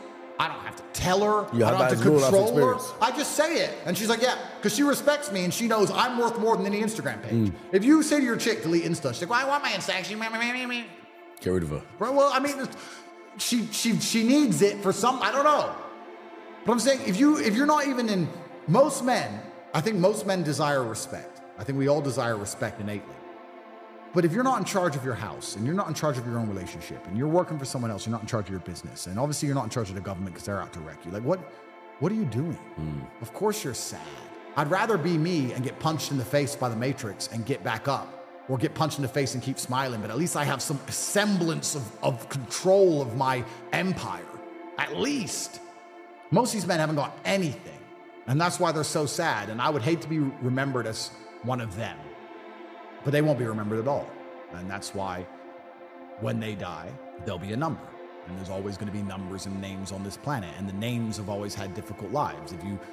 If you look back at any battle in history, they will say 13,000 people died. And X person. And one of them was him. Yeah. I'm going to be that guy. And avoiding all of the hardship it takes to become that guy is truly insane. Because you'll just be one of the 13,000. You'll still die. Like I said earlier about the man who doesn't want to fight things till wars go away. No, that's the reason I'm fighting this war against the Matrix, because they're coming for all of us. If any man is watching this, I may be charging at the gunfire first. I may be leading the charge and I may be getting hurt. You're somewhere at the back and you feel safe. They're coming for all of us. So at least I get to go down as a name as opposed to dying as a number. So don't worry about me dying a little bit early. Worry about yourself dying and not being remembered at all. Have a strong mind as a man. There's no way to escape it. And that's one of the reasons why I preach so much about training, learning to fight, get in the gym, get bigger, get stronger. You will fix your mind if you fix your body. You should be as strong as you possibly can. We're now teaching the new generation of men that they don't have duty and they can just act on their feelings and act how they feel, and they don't have to act as a man should. Do you know what happens when you get men who just act how they feel? You get school shooters, you get violence, you get rapists. Men who do not control their emotions are dangerous. If you find a man who is stoic, he's not going to hurt people. He's going to sit and think about his actions very carefully, and he's going to be a good man who protects and provides for his family. You find a man who just acts out on impulse and does whatever he feels like, you're going to find a dangerous man. Sitting here telling men to cry more and act with their feelings and it's okay to feel this way, that way, etc., and have no self-control. That is why we have the problems we have in the world. Hey, Andrew, so how do I get like a six-pack quick? What's the fastest way to get a six-pack? Why does it have to be quick? Why does it have to be easy? Why do you think life is all quick and easy? Why can't it be hard and difficult? Why can't you suffer? Because suffering is what gives it value. If everyone had a six-pack and it was quick and easy, then it wouldn't be valuable, would it? If everyone walked around with a six-pack and they got it easily, then no one would give a shit. The whole point is that it's difficult. Value is linked to difficulty. If you want something that is valuable, you need something which is difficult to obtain. The fact that you just said you wanted it quick and easily shows that your whole mental model is fucked. You shouldn't be thinking about quick and easy. You should be thinking about hard, suffering, pain, going through it. That's what you should be thinking about. This is going to be hard, but I'm going to do it anyway. Because when it is done, then everyone's going to know that I went through something difficult. The bad things that are happening to you are what you need to become the man that you want to be. Someone emailed me and says, "This has happened to me." I'm like, good. No, what do you mean good? It's terrible. How else are you going to become important? How else are you going to find endless fire to get up and struggle in the face of the competition that's out here? How else are you're going to do all that with a nice, cushy life? If any man's honest with himself, think about the biggest transformative stages in your life. Think about the times you got the most work done. It was a bad part of your life. You were heartbroken, or, you lost a house, or broke, or whatever. That's when you did shit. When everything was fine, when the woman's still sucking dick, the mortgage is paid, dinner's on time, it's kind of doop-de-doop-de-doo, little by little, do a little bit of work, do a little bit of relax. But the big events come from trauma. This is it. So it's a cheat code. It's a cheat code to climb the mountain. So when I get a message from whoever and he goes, "My wife left me, I'm devastated," I say, I understand. I completely understand how hard it can be to lose a woman that you've given your entire life to. And you've done so many nice things. And then because of one thing you did, her innate and absolutely insane level of ungratefulness has turned her bitter, and she now talks to you like she hates you over one thing you've done after thousands of efforts showing how dedicated you are to her. And even now that you're prepared to die for her, she doesn't give a shit about you. I understand that pain.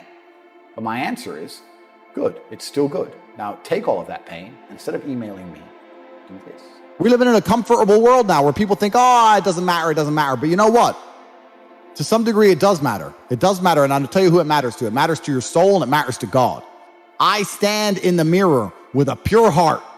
I know I am the best version of me that could possibly ever exist. I know that God is proud of me. There's nothing that God hates more than sloth and laziness. If God were to create a man and that man were to sit around and do fuck all, God will frown upon you. It's why you're never lucky.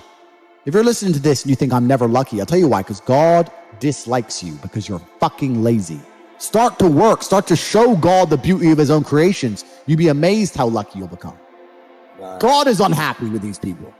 And inside their hearts, they're unhappy. We talk about depression, anxiety, all those things you mentioned earlier on this podcast. That comes from self-loathing. You loathe your own weakness. You loathe your own laziness. This is what all of these things are. I don't feel depression. How can I feel depression when I'm the most powerful version of me that I could ever fucking be? How can I feel depression when I could squeeze my own hand hard enough to break my own bones? How can I feel depression when I've smashed and destroyed 68 people's faces in front of me, men who thought they could test me in fair combat? How can I feel depressed? It's impossible to understand. Every fucking day, I don't feel like doing things that I still do. It's called discipline. It's called being a man. It's not about feeling like doing it. If you only do things you feel like doing, you know what you end up doing? What? You end up sitting around with a belly, drinking soya fucking latte bullshit. That's what you end up doing if you only do what you feel like doing. You have to wake up and say, I don't feel like training, but I must train. I will stop being a loser. I will follow the word of Tate. You need to do what you're supposed to do, not what you feel like fucking doing. Okay. That's the difference between a man and a fucking child. You do not become a man doing what you feel like doing. You become a man doing what you're supposed to fucking do. The men on the Titanic didn't feel like dying that day. It's your duty. It is your duty to not be a fat piece of shit. But you fucking it up because of the lack of motivation. The world is hyper competitive. If you're going to be a man who's going to sit and say, I'm just sad, you are always going to lose in competition to men like me. Yeah. And there has to be losers for there to be winners. I am tired of sympathy. Sympathy doesn't work for anybody. I'm not going to sit here and be sympathetic for people who say they're too sad to try hard and be their best. Guess what? Perhaps I was sad every time I did exactly what I was supposed to do and trained anyway. Perhaps I was afraid when I fought anyway. Perhaps I was tired when I worked anyway. This is how you get ahead in life. I don't have a fucking ounce of sympathy for these people who sit here and say, well, I feel this way, so I can't. Then don't do it. Stay down there. The winners are at the top, and the winners at the top don't give a shit about how they feel. We wake up and we perform regardless of how we feel day after day. So if I'm going to ignore my own feelings, I'm certainly not going to take into consideration anybody else's. Yeah. Why am I going to ignore how I feel and make sure I'm constantly performing regardless, flawlessly, and then sit and go, oh, but he doesn't feel good, so he's allowed to fuck up. No, you are not. You're not allowed to fuck up to your ancestors or to God or to yourself. You have to perform. Baseline of masculinity as a whole is the thing that makes a good man a man is that he does what he doesn't want to do. He doesn't want to work and he works anyway. He doesn't want to go to war and he fights anyway. He doesn't want to get up, he gets up anyway. That's the whole point of it. We didn't want to die in the Titanic. Guess what happened? We died in the Titanic. You can't sit there as a man and say you don't feel like it. You're not allowed to not feel like it. You're supposed to do it anyway, regardless. Yeah. So when a man sits there and says, oh, but you don't understand, I'm struggling with motivation. If you are struggling with the motivation to be a winner, then stay a fucking loser. No problem. Stay a loser. Don't care. Because in my circle, there's no losers around me. Your energy is disgusting. I find it revolting. I don't like weakness around me, even near me. Even people coming up saying hello to me. If you're depressed, don't even shake my hand. I do not have time for losers on any regard. Winners only. I find it amazing there are people out here today who are going to sit and say, oh, I'm sad, I'm too depressed, I don't want to work hard. Do you understand that only 200 years ago, there were peasants out working a field, starving, surviving the Black Death, surviving the plague, struggling to exist just to reproduce so that 200 years later, you can be the end of their bloodline for you to sit on your ass and do fucking nothing. Like, you're a fuck up. You're fucking up your entire bloodline of your entire ancestry. You owe these people things. They went through hell for you to exist. You have a debt. You have a duty to pay. You have to be the best possible version of yourself. And the same to God. God loves people who try. God loves people who work hard. It's amazing if you try your very best all the time, what God will give you. He'll give it to you, anything you want, if you actually try. Not convincing yourself you try, actually try. They're different things. I do not feel like training, but I still train. Because I'm a disciplined individual. You don't get to go through life only doing the things you feel like doing. Do you know who gets to do that? Women. Beautiful women. Beautiful women get to do what they feel like doing. As a man, you have to do the things you're supposed to do. Because what we said earlier is absolutely true. It's player versus player, my friend. Now, if I wake up I've already got this massive head start over you in life. Nearly every genetic gift, plus all my finances, plus my network. And I wake up and I decide, even though I don't feel like working, I'm going to work my ass off. And you wake up way down there, peon, and you can't be bothered to work. What chance do you have against men like us? You don't stand a chance. You can't get the girl. We'll take the girl off you. We'll bankrupt your ass. We'll kick you out your house. You name it. You don't stand a chance. Now, if you're going to wake up and look in the mirror and understand that you're absolutely not really crushable, that you're a rabbit and that lions exist, and that's not going to motivate you to do something about it, then you're a lost cause. And there's just no point in asking us a question. You know exactly what you need to do. If you want to stay, then stay killable. But I can't live that way. I would refuse to live that way. It's a disgrace to my bloodline. It's a disgrace to my parents who struggled to raise me, for me to be anything other than the best version of myself. That's honor. I have honor to my last name and to my ancestry. It would be disgusting for them all to have fought saber-toothed tigers so I can wake my lazy ass up, jerk off all day, and ask on YouTube how I can stop being a fucking loser. You understand where I'm coming from? No, 100%. So this is down to you, my friend. And listen, you may feel fired up for 10 minutes after this little talk, but you're not going to feel fired up forever. You need to put systems in place. You need to get discipline. And like Justin says, you need to get an atmosphere of people around you who are going to keep you accountable and not make it easy for you to continue to be a fucking nobody. And then you're going to fix your life. Otherwise, you're going to stay a nobody. I am absolutely and utterly a believer in hard work. I'm a proponent of hard work. I have all this money and all I do is work. My entire life is work. This podcast is work. I'm getting in the car and going to another meeting, work. I'm going to fuck a bitch. That's work. I want to go to the gym so I'm in good shape, work. It's all work. My entire life is work. And people don't want to look at life that way. They want to talk about work-life balance and being lazy and all this crap. I don't believe in any of that. I believe in, if you want to win, you have to outcompete the man who's prepared to do nothing but work. It's player versus player. If you're going to sit there and go, I don't want to work more than an hour a day, well, the guy who does want to work more than an hour a day is going to beat you. And no matter how smart you are, there's always a smart dude who's doing the same smart work you are for more hours than you're doing it. That's just the nature of the game. I believe there's only 3 reasons people are not rich. One of 3 reasons. They're either stupid, arrogant, or lazy. Stupid is actually the smallest category. People think, oh, there's a lot of stupid people. There are, but I know a lot of stupid people with a lot of money, right? There's so much money in it. To be too stupid to generate money, I think is less than 5% of the population. We're genuinely too dumb to ever make a good wage. Then you have arrogant and lazy, and these are the 2 most common.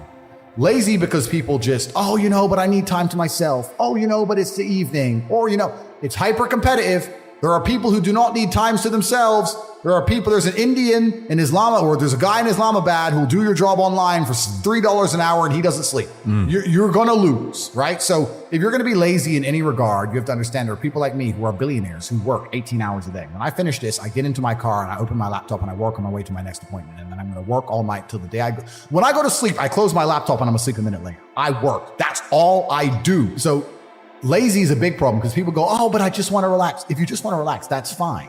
But you're competing against people who just don't want to relax and you're going to lose. And the last, and I'd say that's around, a lot of people have that element to them. A lot of people are lazy. That's about 50% of people. But the main reason people are not rich is because they are arrogant. 50% of people are brutally arrogant. And I'll give you an example. I have a school where I teach people how to make money online. It's called The Real World. It was called Hustles University. It's now called The Real World. TheRealWorld.ai. You can see it at CobraTake.com. I sit here as a billionaire and I sit and say, I will teach you how to make money online, anybody, 18 modern wealth creation methods. It's $49 a month. And people will sit there in their brutal arrogance and as a brokey with no money and go, yeah, but can he really teach me? I have everything you've ever fucking dreamed of. I have all the money. You have nothing. And you're so arrogant that you believe you know more than me or that you can do it without me or that I don't know how to teach you. The arrogance of people is truly mind-bending. If you know so much, why are you broke? You obviously don't know. If I want to learn how to box, I wouldn't walk into a boxing gym, find a guy who can box and go, yeah, not bad, but can he really punch? Like, this is how people think when it comes to money. You guys are all successful enough. You can sit there and say, look, I do X, Y, Z. I have X, Y, Z. You don't have it. So do you want to learn how to play piano from the piano teacher, or do you want to sit there as an arrogant brokey? Most people are brutally arrogant. And you can sit there and you can try and help them. And they're just so arrogant. They think, I can do it myself, or I'll work it out myself. I don't need help. And it's arrogance. And it keeps them at the bottom. Everything great that's happened to me in my life, someone taught me. I had a kickboxing coach. My dad was my chess coach. You get taught things. To sit there and think you're too good to learn. Well, this is the problem. Most people are broke. Most people are broke because they're arrogant, bro. It's the truth. It's nothing to do with how stupid they are. They're just arrogant people. When I was broke, I couldn't sleep. I don't know how there's broke people out here sleeping just fine at night. Going, oh, you know, inflation's 20%, gas prices are 6 times, everything on the news is a lie. I never stand a chance of ever getting rich. Where's my pillow? Like, what the fuck is wrong with you people? I'd go to bed at night as a teenager and think, I looked it up on the internet. It was a Honda Civic Type R. I wanted one. It's 38,000 pounds. I had no money. I had less than 50 pounds in my bank account. Couldn't afford it. Then I looked up how much a Ferrari cost. 210,000 pounds. And I said to Tristan, my brother, I was like, there are people with 210,000 pounds for a car. And he's like, yes, so? I'm like, no, not so. How? If I worked my job for 6 years and saved every penny, if I walked to work and didn't eat, I couldn't buy this car. How are people doing this? I couldn't sleep at night when I was broke. I knew that everything was a lie. I knew the Matrix was lying to me. I knew I had to find a way out. I was sitting there going, I refuse to live my human years and be some second-class citizen peasant when there's people out here who get to do whatever the fuck they want. I couldn't tolerate it. And I was so uncomfortable that it gave me the motivation I needed to escape. But the people who go, oh yeah, nice Ferrari, yeah, back to the TV. Dummies, losers. And the thing about the world is, we need losers. I'm not mad at losers. If that's the reality you've chosen to live, you get one spin in this version of life, and you decided you want to be a loser, that's fantastic, because my cars need cleaning, you know, hotel room needs cleaning. I have a party with all these beautiful women that's a bit of a mess. Please, go pick it up. Somebody needs to do that shit. I ain't gonna fucking do it. If I had to walk into a hotel room and clean up after some other man's party, I guarantee you I'd do whatever it fucking took to become rich so I didn't have to do that shit. But you want to do that for 20 years? Thanks, friend. Someone's got to flip the fucking burgers. Someone has to make the fries. I want a Happy Meal now and again. But I don't feel sorry for you people because you fucking deserve it, because it's the decision you made. You made that decision. If you're sitting at home and you say, I don't want to be a loser, you know what to do. I told you how to escape the Matrix. Over at Tate.com. You can join. I'll teach you. But if you're going to sit there and go, nah, maybe this guy with hundreds of millions of dollars is trying to scam me out of 25 pounds. All right, smart ass. Have fun at McDonald's. Get fucked. I have no sympathy for these people. Zero. And my basic premise is that I refuse to believe in things that take power away from me. If you are in a haunted house and you believe in ghosts, you're scared of the haunted house. If you're in a haunted house and you don't believe in ghosts, you're just in a house and you don't care. So I don't like the idea when someone explains to me the idea of one day waking up and being miserable and not wanting to live anymore, and it's nothing to do with my circumstances and I have no power over it, and no matter how good my life is, I'm still going to feel terrible and I'm going to want to die. That's not an idea I subscribe to. Yeah. Feeling depressed is real. Yeah. Depression as a disease, I do not subscribe to. The idea, I believe, that if you feel depressed, something is depressing you, and you should try your best to fix it. You should take control of your life and do your best to fix it. The idea, but they don't say that. They don't talk that. They say depression like it's this magic thing that comes out the sky and it gets in your brain. You're sad no matter what, and there's nothing you can do about it, and you need to only take pills. And I think that's a very bad way to look at the world, and that's a bad idea to subscribe to. And if you start to feel depressed, let's say your girl leaves you and you start to feel depressed, but you believe in the idea of depression, you're now going to start diagnosing yourself as clinically depressed, self-hypnosing yourself into hypnotizing yourself into being clinically depressed. And it's amazing how you can speak things into existence. I cannot become depressed because I don't believe in it. That's just who I am as a person. I don't believe in it. I do not believe in things that take power away from me. So and people sit there and they try very hard to convince me it's real, which is actually quite interesting because it's always usually depressed people who sit there and try very hard to defend this idea. If you're so scared, if depression's so terrible, why are you sticking up for it? Why are you fighting so hard to convince me it's such a powerful force? Why shouldn't you be doing the opposite? Shouldn't you be listening to me? Whose team are you on? Like, do you want to be depressed? Like, it's insanity. These people who are so desperate to push this idea. I think that you feel depressed sometimes because you're human. And also, let's look at it. Let's pretend I'm completely wrong, right? We can look at situational depression like you just described. We can talk about brain imbalance and chemical imbalance. We can talk about clinical depression that you get and it's chronic and there's nothing you can do about it. Whatever. Let's pretend all these things are completely true.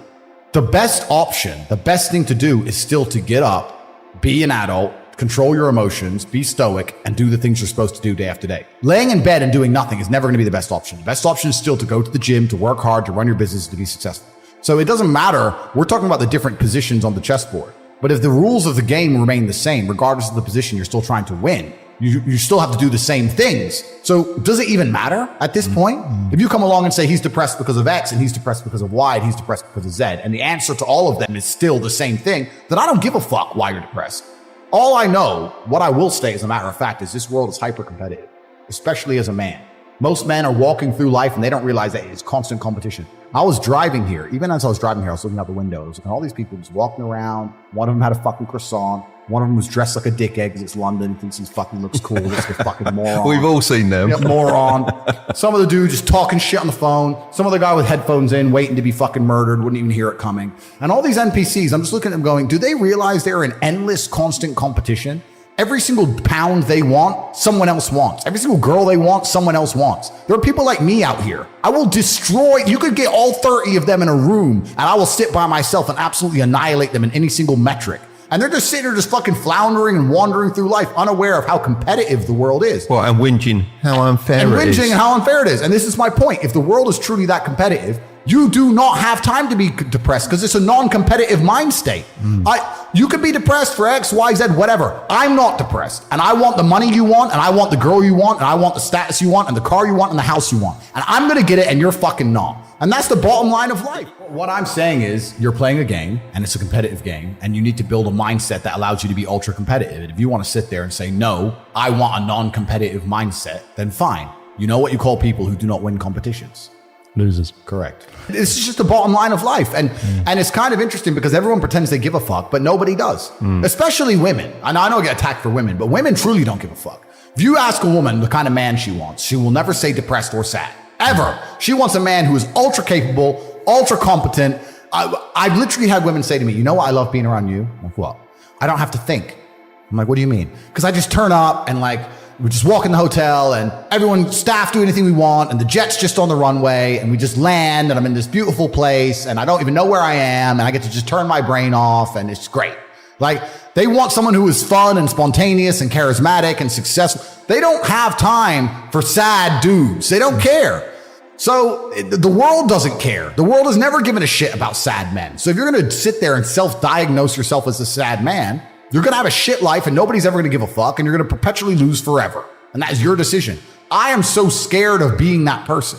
The idea of that terrifies me to the point where I don't even want to accept that as a reality that can possibly exist. I don't give a shit what happens to me in my life. I don't care how bad it is. I don't care if the worst, most heinous things I can possibly imagine happen to me. I know that my sadness, my depression will be temporary because I will never stay a loser. It's against my creed. It's not in my DNA. I've always been rich, but I'm not just rich because of money. You have to understand, I'm rich because of a bunch of things that money cannot buy. Like I know there's people with lots of money, but they don't have the network I have. They don't have the brotherhood I have.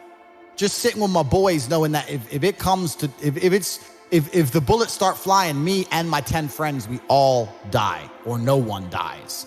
Having that brotherhood, having women who would literally, you could go to jail for 10 years and they would wait for you. They exist for you and only you, completely and utterly. You are their entire universe. Like having physicality, walking through the world bigger and stronger than everyone else, having all those professional fights, and all the bad things, having the trauma, all the pain, all the bullshit I've been through. You ain't a good man if you haven't had trauma. A man without trauma is a weakling. Andrew, I've been stabbed with a knife before. Congratulate. Good. Finally, something admirable. Show me. I got 8 stitches. It was in my sleep. Good. Good. See, now that's what I like to hear. So that's what I love to hear, because as a man, you need things that almost kill you and don't kill you. So I'm rich not because of money. I'm rich because I've been through a whole bunch of shit. Like I don't see anyone else on the planet richer than me because they're either too old or their life's been too easy. Like I've had a very, very unique life, very, very eclectic life. I was born with the best possible start a man can have, which is good parents and no money.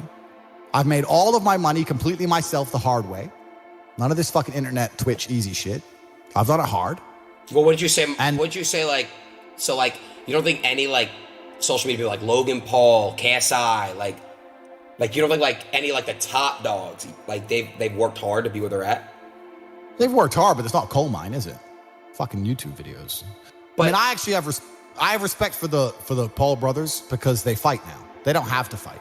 Right. They don't have to. Yeah, exactly. They don't have to. And they're doing it anyway. They're making life hard for themselves. I have to respect men who decide to do that. Because they could just take their money and just be fucking jackasses. And instead they're fighting. So I respect them for that. I'm not saying that everyone can do it. I know it's competitive, etc. But it's not a coal mine. Do you see And me making ever? money- Do you see me ever boxing? I mean, you can get in the ring anytime you decide. Whether you win or not is a different story, right? Gotcha. Yeah, for sure. But it takes dedication. It doesn't take motivation. It takes dedication. You can't be motivated to put yourself through hell all the time. You have to be disciplined. 100%. And dedicated. 100%. Different. But yeah, I'm one of the richest men on the planet because of all the things I have that money cannot buy. My money's nothing, right? Money's easy. Like once you're past 10 mil, let's say, there ain't nothing to buy.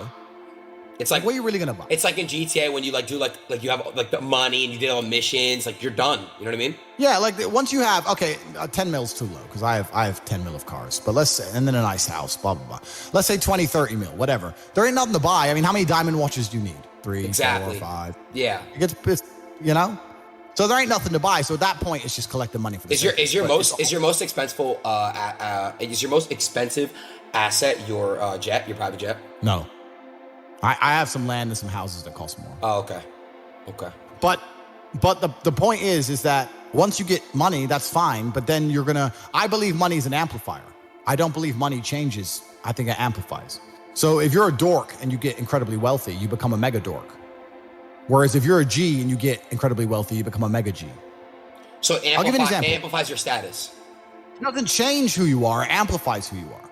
If you see a Lamborghini pull up and a little nerd gets out, you think, oh, fucking super tech nerd, probably invented Stripe or something. He's a nerd. Whereas if you see a Lambo pull up and a big fucking strong, bald, whatever crazy dude gets out, you think, okay, he's a drug dealer. He's a mafia boss. The Lambo doesn't change what you think. It amplifies who the person is. Money is an amplifier. It doesn't change. So I'm very fortunate. I'm very happy that I was poor for a long time because I never would have been able to learn the lessons I've learned if I was rich. I would have never been able to take those risks. I would have never been able to be in those situations. I've been stabbed just like you. I'll show you my scar. So I would never have been able to been put through hell if I had money. So I'm very glad I was poor for a very long time. And the reason I'm the richest person on the planet is not because of the amount of money I have. It's because of all the shit that happened to me when I was poor. That's when I became top G. It's only when I became rich that people started to pay attention. So you are more wealthy than Elon Musk and Jeff Bezos. I wouldn't swap lives with them. Fucking fuck no. Like I respect Elon. I want him to buy Twitter. Don't know why he stopped. Should have carried on. Anyway, I love them. They're great guys, whatever. I don't know them. Who cares? Point is, I wouldn't want to be them. Like, everyone wants to be me. I'm top G for a reason. I've got it all. I've got every single gift that God can give, plus all the gifts you can make yourself. And I state that without arrogance. I don't mean to be arrogant, but I am a realist. And as a realist, it would be absolutely unprofessional for me to sit here and pretend I'm not an exceptional human being. Because I am. And a lot of those things I did myself. And some of them were God-given. But the ones that weren't God-given was because I put myself through hell. I put myself through hell because I decided to throw comfort away. For 10 years of my life, I was never comfortable. Wow. Never for a second. Isn't that, they say like the best, like when you're uncomfortable, it's like the best shit because you like, I don't know how to put in words, but you're good with your phone. Comfortable, yeah, my friend. that's what I'm trying to say, yeah. You're sitting here on Twitch. I'm comfortable. I'm not going to lie to you. You're comfortable, right? I am. If you were born 100 years ago and it was the 1920s, you'd be in some ditch in northern France, living in the fucking mud, hoping not to get killed by a random sniper in some bullshit war you barely understand for 4 years. Then you'd come home and hope your wife hasn't been bombed. Yo! You understand? But that's the world. That's the world. The world has become exceptionally easy for a lot of men. It used to be a different place. Most men were cannon fodder. Most of us would have ended up in wars, dying for fucking no reason. Damn. Now we don't have to do that. So because we don't have to do that, men think it's okay to just become comfortable now. You're not supposed to be comfortable. You were never evolved to be comfortable. You're supposed to be uncomfortable. Right. And if you make yourself uncomfortable constructively, it's very easy to be anything you want. You talk about GTA, Grand Theft Auto. I know the game. I used to play the old one on the PlayStation 1 when I was a child. Which one? I haven't played any. Which one? You talk about San Andreas? Very first one. Vice City, GTA 3? Yeah. Oh, the very, very, very, very first one, like 1994. Okay. But I've never played any of those games, but I find it amazing that people will sit there and spend all their time upgrading that character, making as much money as they can, getting the best guns, getting strong, getting some hoes, meeting important people, getting the best car. They'll do all that in a game, but they won't do it in real life. I find that incredible. Like, my life is GTA. I don't need to play a game for GTA. If I want a gun, I'll fucking buy it. If I want a car, I'll fucking buy it. I want a bitch, I'll get her. It's me. I am GTA. I don't see why people play the games. They play the games because they're scared of loss. Because if you die in the game, you get another chance. If you lose in the game, you get another chance. In life, you get one shot. Damn, that's... But if you get some balls, That's what life is as a game. That's what life is as a man. This is one big video game. You get to upgrade your character. You're not born with any value. All these women that you just put me on with are born with value. They're pretty already. They're gorgeous already. They're good looking enough. Even if they're a 5, someone's going to give a shit they exist because someone wants to fuck them. As a man, if you don't make yourself valuable, you have no value. You have to get up and do it. Just like a video game, you start with fucking 0. You have to decide if you want to complete it. You have to upgrade your character. So I find it amazing that men are going to play video games and fuck about and waste their time instead of upgrading their character. Everyone knows what to do. You know what you have to do. You're right. If you had to become the most dangerous, intelligent, respectable man on the planet, you know you're supposed to go to the gym. You know you're supposed to train, learn how to fight. You know all these things. You don't do them. That's your decision. It's your prerogative. I didn't make that choice. I made the choice to do it all. I decided all of it. And every single man watching this can do the exact same thing. Which is why I have very little pity. When I do these streams and people think I'm arrogant or I'm rude to people, or even to you earlier, when I was making jokes and I've been joking with the girls, You're saying good, drink the bro. soy latte. I'm not, yeah. Of course, and I know we're only joking, right? But the point is, that's a conscious decision you made. I would never make fun of someone who hasn't got a choice. I wouldn't make fun of someone born with one I arm. have a choice, though. But if you've right. made a fucking decision to be less than you should be, then I believe you should be mocked for that decision. I agree. I feel like, that. yeah, because like you're not living up to your full potential. Like it's your choice to basically not live up to your full potential. Completely. And me as a man, when I put myself through hell, when I have had such exacting, such stringent standards for myself, why would I then have less exacting, stringent standards on the people I meet? Damn. Why would I put myself through hell to be me and then meet someone who didn't put themselves through hell and then treat them like my equal? No, fuck you. I suffered when you didn't. So you're not my equal because you decided not to suffer. You have enjoyed comfort when I haven't, and that's fine, but don't expect me to look at you as my equal because you're not. I'll snap your fucking neck. Andrew, that's the world. Andrew, I have like a lot of friends around me. They're like good friends. Don't get me wrong. Like they're real friends, but like they're incredibly like lazy and they have so much potential. Like they can be big, they can be getting rich, all this shit, bro. But like they choose not to. So, but it's really hard because I love them. They're my friends, and I came up with these guys, and they're so entertaining. I love them. They're my brothers, but like I understand, but you have to. But there's something that's very always kind of confused me. When I tell people that you are the sum of the 5 people you spend the most time with, everyone agrees. They go, "Yeah, that's probably true." The 5 people you spend the most time with, that's what you're gonna end up like. They say, "Yeah, that's true," and then they continue to hang around with people who they don't want to be. Why? There has to be a point. There has to be a point where you sit and go, okay, you're my friends, et cetera, et cetera. I love you guys. Yeah, we can talk, whatever. But I'm on a different life path. You have to leave some people behind. You wouldn't want to be, if you were to come hang out with me and you were in a room with me and my 5 friends, you'd feel self-conscious. you're right. You don't feel self-conscious with your friends. Because you only so you only surround yourself around people that are on like your level of like. I'm with killers. I'm with killers. We're fucking monsters. If you were to come hang around with me and my crew, you would be self-conscious. And that self-consciousness would motivate you, or they would certainly instill the discipline required for you to change. You don't feel self-conscious amongst your peers. That's why you don't change. If you were to get in a room and you're the only person who ain't a fucking monster, you'd want to become a monster. That's life. That's humanity. So I say this to people all the time. If you know you're the sum of the 5 people you hang around with, why are you hanging around with people you don't want to be? Nah, it's true, bro. I'm gonna tell you why, right? I was do you know who I Show Speed is? No. He's this other creator that's like obviously like in my space. I was staying with him in September, and like I would literally like be on my shit like every day, like grinding, like at what I'm grinding, right? And like when he left, I had like no one around me to basically like kind of like on my so it shows. I get it. Yeah. And that's why I live in a competitive environment. I live with my brother, my cousin. I live with men. We have a big house. We could all afford fucking 10 houses each. We live together on purpose. If my brother does 500 push-ups, I ain't gonna be the bitch of the house. I ain't gonna not do them. Right. So that's another reason the war room exists. My organization, the reason it's so competitive is the reason we kick people out. You have to fight to keep. Even if they pay, you're like, I don't give a fuck. Get out. Like, I don't give a fuck. Get out. It doesn't matter. Everyone pays to join. You get kicked out anyway. You have to fight to keep your place. That's the whole. Damn. That's because that's how life was. If we were still in the animal kingdom, the lions that you see on TV, they weren't just born big lions. They had to fight other lions. They had to fight to get that antelope. They had to fight other animals, hyenas, jackals. They had to fight to be the boss. We're living in a comfortable world now where people think, oh, it doesn't matter. But you know what? To some degree, it does matter. It does matter. And I'll tell you who it matters to. It matters to your soul and it matters to God. I stand in the mirror with a pure heart. I know I am the best version of me that could possibly ever exist. I know that God is proud of me. There's nothing that God hates more than sloth and laziness. If God were to create a man and that man were to sit around and do fuck all, God will frown upon you. It's why you're never lucky. If you're listening to this and you think I'm never lucky, I'll tell you why, because God dislikes you because you're fucking lazy. Start to work. Start to show God the beauty of his own creations. You'd be amazed how lucky you'll become. Wow. God is unhappy with these people. And inside their hearts, they're unhappy. We talk about depression, anxiety, all those things you mentioned earlier on this podcast. That comes from self-loathing.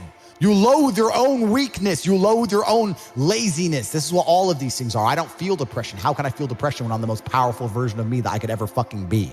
How can I feel depression when I could squeeze my own hand hard enough to break my own bones? How can I feel depression when I've smashed and destroyed 68 people's faces in front of me, men who thought they could test me in fair combat? How can I feel depressed? It's impossible. Do you understand? Bro, you got like the best fucking mentality, like brain, like ethic I've ever seen in my fucking life. What the fuck? Everything you're saying is just like that you said is literally facts. I agree with like 100% of everything. So why do we, okay, here's another question. Do you notice that like human beings naturally, we don't care about things until it's gone? Like we don't appreciate what we have until it's gone. Do you know that, you know what I'm trying to say? Like appreciation. Like, correct. Why is that? Why do you think that? And do you feel that way? Like, are you very grateful? Are you appreciate what you have? Like, you know how to speak on that. Yeah, that's a mental trick. You have to rewire your brain. That's one of the things you have to rewire your brain to do. And the reason your brain needs to be rewired is because anyone who is watching this stream below the age of 30, your brain is already broken. And I'll tell you it's broken. I'll tell you why. Watch your friends when they're on TikTok.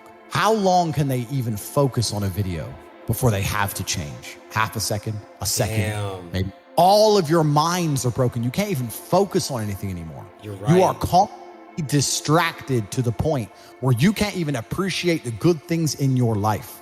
You're distracted. Your minds are broken. You need to rewire your mind and resist the slave programming. How? They have programmed. I'll tell you how. First thing you have to do is identify it. You have to identify what is happening to you. I use my mind to break the trap. What I do is I allow my enemy to manipulate me on purpose. And then I use my mind to break the trap and punish the perpetrators. I will sit on TikTok for a day and I'll just enjoy TikTok. And by the end of the day, I'll watch myself. How quickly I'm looking to be entertained, how little time I give a video, how fucked up I am. And then I'll blink and I'll cure my fucking brain. You must allow yourself to be manipulated and you must fix it. All of it. You just talked about not appreciating the things you have. Then blink and cure your brain. It's a conscious decision. You're letting other people control your mind. All distraction. The Matrix is trying to control your mind. They're very good at it. That's what they do to control all of us. You have to break the trap. If you cannot control your own mind, let me make this point because it's extremely important. If you cannot control your own mind, then you are just a feather in the wind of life, because your own mind is the only thing you can control. You can't control the weather. Right. You can't control other people. You can't even control whether your heart stops beating. You might have a heart attack tomorrow. You can't control anything besides what you think. If you cannot control your own mind, then you go through life with zero control, zero influence. You can't control anything. You're just a feather in the wind, waiting for life to blow you from happy place to sad place to happy place to sad place, completely hoping on the gods to be fortunate to you, because if any genuine discomfort comes your way, you're fucked. It is trained like everything else in life. It is trained. So if you find yourself not appreciating what you have until it's gone, then you must blink and cure your brain. If you find yourself unable to focus or concentrate on tasks, you must blink and cure your brain. If you find yourself unable to go and dedicate yourself to something you don't want to do, you must blink and cure your brain. Because all of our minds have been under constant assault for years. The way the mind functions, the way people interact, has changed so significantly in the last 10 years you wouldn't believe. If you go to a party today as opposed to a party 10 years ago, they look completely different. People are acting differently. People are on their phones now than ever used to be. Even now, people will go to places only to get an Instagram picture, even if they don't enjoy the place. Wow. It's all about pretending they're having fun as opposed to actually having fun. The entire paradigm of society and how we interact has now changed. Every single thing in the world is attempting to influence you. I'll give you another paradigm that people need to understand. I ask people have these beliefs. Doesn't matter what their belief is. Doesn't matter, they believe in something. I say, where did you get that belief from? And they don't know. Oh, it's just how it's supposed to be. We're just supposed to wear a mask, whatever it is, right? Where did you get that belief? Who told you that? And does that person have your best interests at heart? Think about it. Think about all the things you truly believe. Think where you learned it, and think if that person actually gives a fuck about you. Because the only thing you should be learning from is personal experience from people who genuinely care about you and love you. Most people are out here believing things and repeating things that were told to them by people who don't even fucking like them, by their enemies. Everyone's mind is fundamentally fucked. All of it. Look at me. I'm a guy who decided to conquer social media. I blinked, I cured my brain, I used basic indefatigability, I used perspicacity, I used compendiousness, I used my mind, and I focused, and I fucking conquered the world in a few short months. It's not difficult, there's just no competition, because everybody's fucking distracted. They're getting distracted by this, distracted by that, watching fucking Netflix, jerking off to Pornhub like fucking jackasses. It's so easy to win if you can control your own mind. But it seems that nobody fucking can. And that's how the people who run the world keep the world running, because they have all the slaves exactly where they need them to be, permanently distracted and semi-depressed, working their asses off in jobs which will never satisfy them and never pay enough money. That's the matrix. It's a cycle. It's a cycle. Like it's a repeating cycle. Like people like get caught in it too. And the problem is too, schools like don't really teach the best things. I feel like schools are designed to make you a slave. You're set up for slavery. Whole thing's a fucking scam. The education system's a scam. The judicial system's a scam. The medical system's a scam. Look at these last few years. You're living in Canada. You haven't learned that everything's a fucking scam? All of it. Oh, but don't worry. If things don't go my way, I'll get to go to court and have my say in court. Yeah, that's fair. We learned that doesn't mean a fucking thing. The law doesn't mean a thing. Your rights don't mean a thing. It's all a fucking scam. The only hope you have is to cure your brain, see the attacks which are coming from the Matrix, get a strong network of individuals such as the War Room, and then learn how to escape. Most people are so deep inside of their programming. What did Morpheus say in the Matrix? Most people are so hopelessly dependent on the system they will die and fight to defend it. Most people will sit here and pretend that the world they live in is just and fair because they are fucking slaves, slave-minded. And to break the slave mind, to truly resist the programming, you have to understand what's happening to you. And this is only the beginning. I could talk about this for hours and hours and hours. But the basic answer to everything is you must control your mind. Wow. Mind control. Damn, bro. What the fuck? I feel like I'm a changed man talking to you. It's crazy. Good. Because I know you will change for the better. And you can be absolutely anything you want to be. I'll tell you something, man. If I was 21 like you, and I had your money and your influence, when I was 21, I couldn't even fucking eat. I was effectively homeless. Jesus and I still managed to become a world champion kickboxer without food. If I was you with your setup right now, I could be anyone I fucking wanted. You can be king of earth. You have every single thing except for mind control. You have the last missing piece and you can conquer the planet. Wow. So I can conquer the planet. I mean, I've already do you see the potential in me? Yeah, I do see the potential in you. But there's potential inside of this is what the beautiful thing about being a man is, right? Because being a man is difficult. It's so much harder than being a woman. Being a man is hard mode. But just like you play the video game on hard mode, when you win, you get a higher score. There is no better existence than a top tier male. Being a woman would suck. Whoa. And I don't mean that in a horrible way. I mean that there's no conquest. You don't conquer. You're born with value, and by the time you're 27, you're old, and you have some kids. Great, good. That's a woman's path, fine. But you don't get to conquer the world. Yeah, but like Genghis Khan. But to be fair, there's been accomplishments like that women have done that have been like superior in history. They can accomplish things, but the true importance of being a woman is procreation. I'll be honest with you. Let's talk about this now. Wait, really quick, dude. My bladder is literally gonna fucking explode. Please let me pee. You could just say whatever you want to my stream, whatever the fuck you want. Give me 20 seconds. I won't even wash my hands. All right, cool. I'll wait for you, bro. I'll read the chat. I'm gonna read the chat. A lot of guys are asking me how you get rich. I'll tell you how you get rich. You go to corporatate.com and you join Hustlers University. I have a school that teaches people how to make money online with 18 modern wealth creation methods. If you have the money now, then you join the War Room. Between those two programs, I can make anybody who's prepared to work rich. I cannot make lazy people rich. I cannot make quitters rich. But I can make people who are prepared to work rich. It doesn't matter if you're in Nairobi with nothing. I can teach anyone how to make money. Anybody. It's really actually easy. I can teach anybody how to make money, but you cannot be a quitter and you cannot be lazy. So if you look in the mirror and say, I'm a dedicated, hardworking person, I'm not a quitter and I'm not lazy, then you can make money. CobraTape.com, Hustlers University, or The War Room. Between those two programs, you can conquer Earth just like I have. It's not complicated. I'll tell you exactly how to do it. If you're not a quitter and if you're not lazy, if you're prepared to follow instruction, if you're prepared to dedicate yourself for 6 solid months, 6 months out of your life, and you'll be fine. That's the answer to that question. Yo, Aiden. What's up, bro? The girls, like, they're like pressing my shit. They want to know if they should just leave or if I think, they're gonna. Andrew, I think we're done with the girls, yeah? Okay, yeah. Andrew. So, bro, like, everyone's just gonna call me a dick sucker. I hate that. I hate how showing love and praising and giving flowers now is dick sucking on the internet. I hate it. The internet's turned into such a fucked up place. The internet is a fucked up place. Yeah, it brings out the best and the worst of humanity. Yeah, exactly what you just said. It's the best and the worst. It's like, it has its pros and its cons for sure. Completely. But all in all, it's changed the world and it's here to stay. But I mean, I get hate all the time. I get canceled twice a day. That's why I was joking earlier about it. Because I don't give a fuck. I don't care at all. I can't explain how much it doesn't bother me. Wait, I find it. Do you actually get hella hate? Nowadays, most people understand my genius, so not so much. But I get the odd cretin whose mind is not capable of understanding the things I say, and they're limited by the matrix programming. And they'll come at me and say, I'm going to call you a misogynist and you're going to have to say sorry. And they're very disappointed when I don't give a solitary fuck. Right. Damn. Nah, I think that the way you sometimes you address shit, I could see how people are like, whoa, like pointing fingers and shit.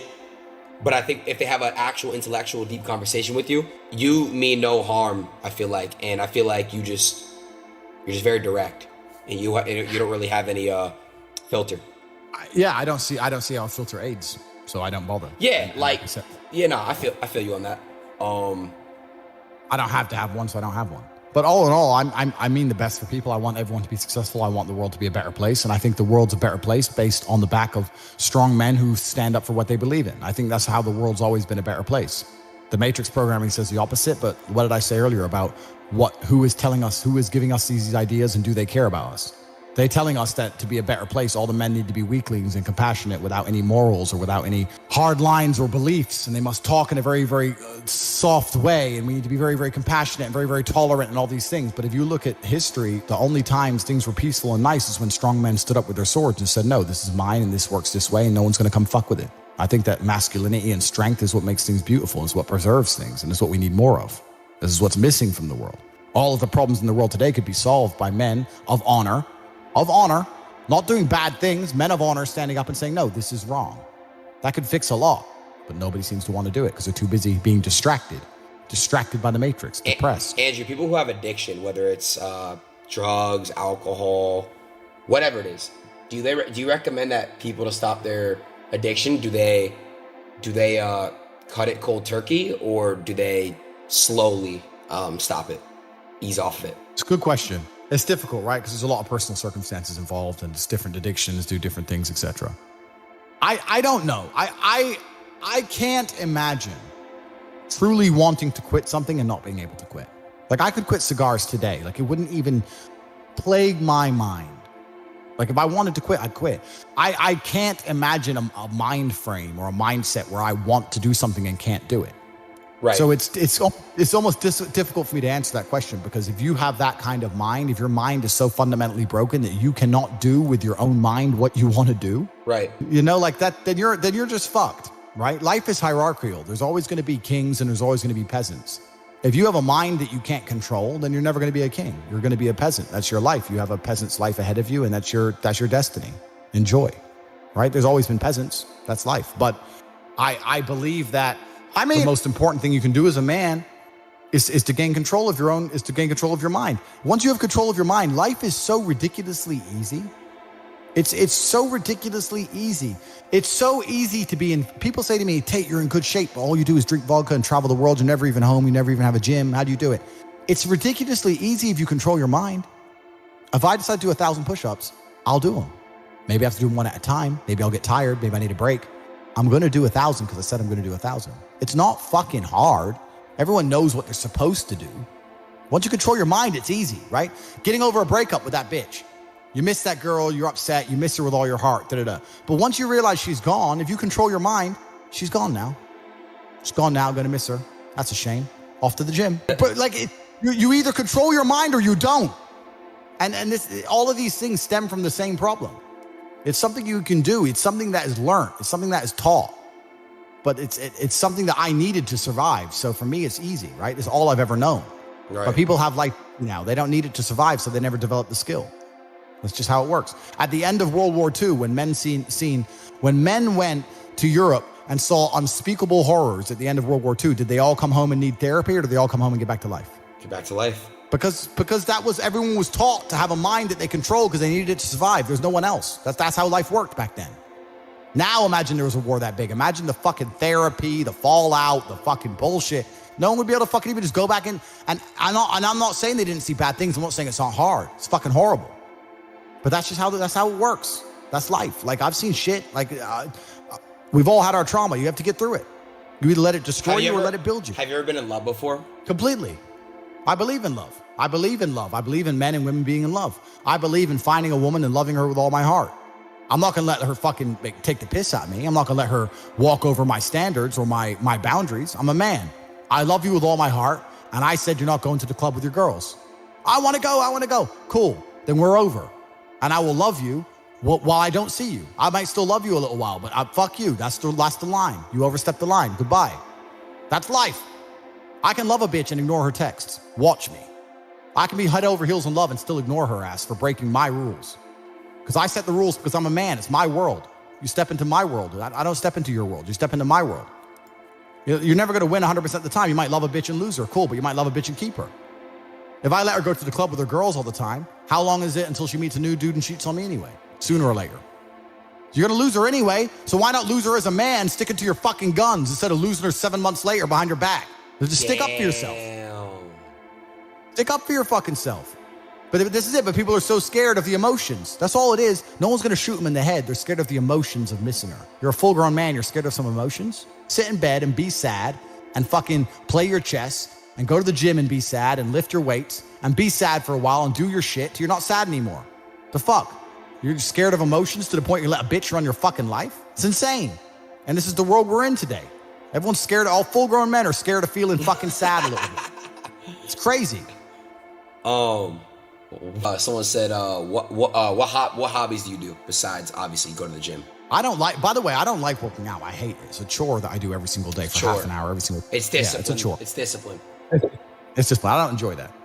Things I enjoy driving. I enjoy driving fast cars around. I don't have to obey the laws where I live, so there's no speed limits for me, so I can just race around, do whatever I want. Shut the fuck up. You can just go 200 miles an hour. That's all I do. It's all on my Instagram. It's all on my stories. I race through the city, do whatever I want. So I run it. So I like to race fast cars. And then Conquering Earth. This is my new hobby, is Conquering Earth and freeing minds. I watched the movie The Matrix. I watched Morpheus. And I understood why he goes back inside of the Matrix to free minds. That's what I'm doing. That's what I'm on this podcast for. I don't care if I take one person and I free his mind. That's all. That's my new hobby now. My new hobby now is replicating the mindset, which is going to be capable of resisting the oncoming enslavement of humanity. I am Morpheus coming in and out inside of the Matrix, driving the Nebuchadnezzar up and down from Zion, freeing minds. That's my new hobby. And I'll be around for a while. And then one day I might vanish and disappear. I can buy a $100 million yacht and just fuck off and not talk to anybody if I decide. Take my 10 women and settle down if I want to. Have 20 kids, easy. If that's what I decide to do. I'm here freeing minds for a while, and this is my new current hobby, and I'm enjoying it. It didn't take long to conquer the entire internet. All of it is mine. I own it. Done. This is it. Conquest. Conquest is all life's ever been for men. This is what men have an innate desire to conquest, to conquer. Even you. You care about having as many viewers as possible on your streams. You care about being as big as possible. You care about conquering. Why did the Romans wake up, melt rocks, make swords, and walk in random directions? They didn't have Google Maps. They didn't have a fucking clue where they were going. Random directions to find some other group of people and fuck them up and take their shit. Why? Conquest. This is a conquer. Why did Genghis Khan ride his ass from Mongolia all the way to fucking Vienna? It's a long way. Why? Conquer. Men are born with this innate desire to conquer. It's inside of us. They're trying to suppress it. They're trying to distract it away from you, tell you that you're wrong. You're toxically masculine. You shouldn't want to conquer. You should want to sit at home and be tolerant. No, you shouldn't. You should want to conquer shit. Only thing that's going to make you intrinsically happy is conquest. Nothing else. If you're depressed, it's because you don't conquer shit. Conquer something. Get up and do it. It doesn't have to be a negative at all. You can do it in a very, very positive way. You can have a positive impact on the world. I like to think that my impact on the world has been positive. I've conquered the whole fucking internet, and I've done it in a positive way. I'm helping the world. Maybe my enemies, maybe the Matrix doesn't like me, but there's young men who are watching every single one of my videos whose lives are changing. So conquest can be a very positive thing. So I'm here on the internet conquering the internet because I've decided to, because that's my hobby. Because I don't do anything degenerate. I don't take drugs. I don't gamble anymore. I used to gamble a bit, bored of it. Don't gamble, don't take drugs. I drink sometimes, but it's really not a big deal for me. I don't like to drink too much. Pussy's great, but how much of it do you really need? I have enough. But what the fuck else is there to do? Drive cars and conquer the internet. There's nothing else to do. That's it. So my organization, the War Room, is already, I would vouch, as one of the top 5 most important and powerful organizations on the planet. Within 10 years, we will be the most powerful organization on the planet. I can't even tell you here in public that you will not believe the influence we have. You will not believe the organizations we have infiltrated. You would not believe it if I fucking told you. I'm going to run the most powerful closed circuit organization on the fucking planet. It's going to be mine, and I'm going to conquer Earth. And I'm going to have 20 sons from 10 supermodels, and I'm going to die. And there's going to be 20 Andrew Tates watching my old videos, continuing the legacy. This is what I'm going to do for my bloodline. I'm going to conquer fucking Earth. So what is your next goal? Not your big goal, your next goal. What is your next thing you must conquer? I don't even look at it as goals, because goals are something that you put on the wall to motivate yourself, right? Right. Goals are motivating. So if you want to buy a car, you put the car on the wall and it motivates you to go to work to get the car. So that's a goal. Goals are for motivation. I don't work on motivation. I work on discipline. So I don't have a set goal. I just get up and do what I know I'm supposed to do. I don't work to try and afford that car. I work because I'm supposed to work. And then I can already afford that car and another one and another one and a boat and a plane and a house and another house and a land. And then I just work. I do my work. That is my duty as a man, is my duty to God. I train in the gym. It is my duty to God. I do my duties to God. I fulfill my duty. I'm an old school gentleman of honor and respect. I do what I'm supposed to do. I don't have any particular set goals. Anything I decide to do or want to do, I can do instantly. And if I can't do it instantly, I can do it pretty fucking quickly. I don't need goals in that old traditional sense. I do what I'm supposed to do. Wow. It's not a matter of how I feel or how I'm motivated. If I was depressed, it's impossible, but if I was depressed, my life would be, and the day-to-day activities would be exactly the same as if I was ecstatically happy. You wouldn't be able to see a difference. I'd be up at the same time. I'd be in the gym the same. I'd be doing the same shit. Those are my duties my duties to God. How I feel has nothing to do with it. Completely unrelated. How I feel is unrelated to my duties to God. They don't change based on how I feel. They're the same, and they will be completed because I refuse to fail God or my bloodline. That's amazing. I'm telling you, there's how many people in this stream? 188,000, 168,000, whatever. You could take 150,000 of these people and travel back in time and stand them in front of their ancestors. And their ancestors who fought fucking saber-toothed tigers or escaped the Mongol hordes or managed to dodge bombs in the Second World War. All the shit they went through just for this fucking cretin to be born. And to look at him, look at who he is, listen to his life story, listen to what he does on a day-to-day basis, and they would feel nothing but fucking shame. Your ancestors did all that shit, all that struggling to survive, hunting and gathering, fucking avoiding enemies, anything it took, dying at age 30 from a tooth infection, all the crap they went through just for you to be born so you could smoke weed and jack off. That's what your ancestors died for. That's what they worked so hard for. That's who you are. That's the end of your fucking bloodline. Do you feel no shame? It's fucking shameful. My ancestors will look at me and think everything we went through was fucking worth it. Your ancestors will look at, most of these people, their ancestors look at them and feel nothing but fucking disgust. It's true. It's fucking true. It's disgusting.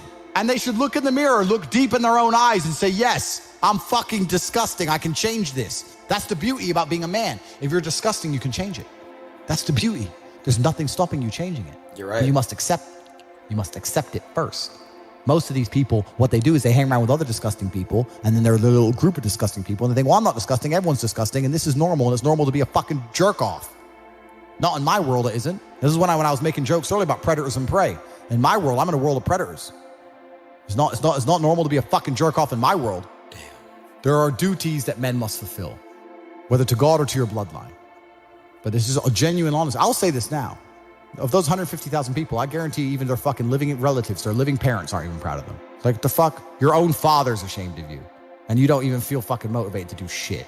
Chat, y'all think that's true? It's a fucking shame. If you were to go and look your father in the eye and said, you know what? I could have been a UFC champion.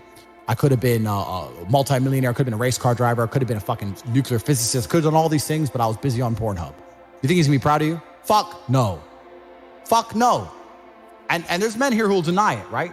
There's men who will go, no, no, no, no. But those are the ones who are most lost. It's the denial that's going to hold you back the most. The people who go, yes, I'm wasting my potential. Those are the ones who have potential. The ones who stand up and go, I am wasting my potential. I could be anything and I am not that yet. They have a chance.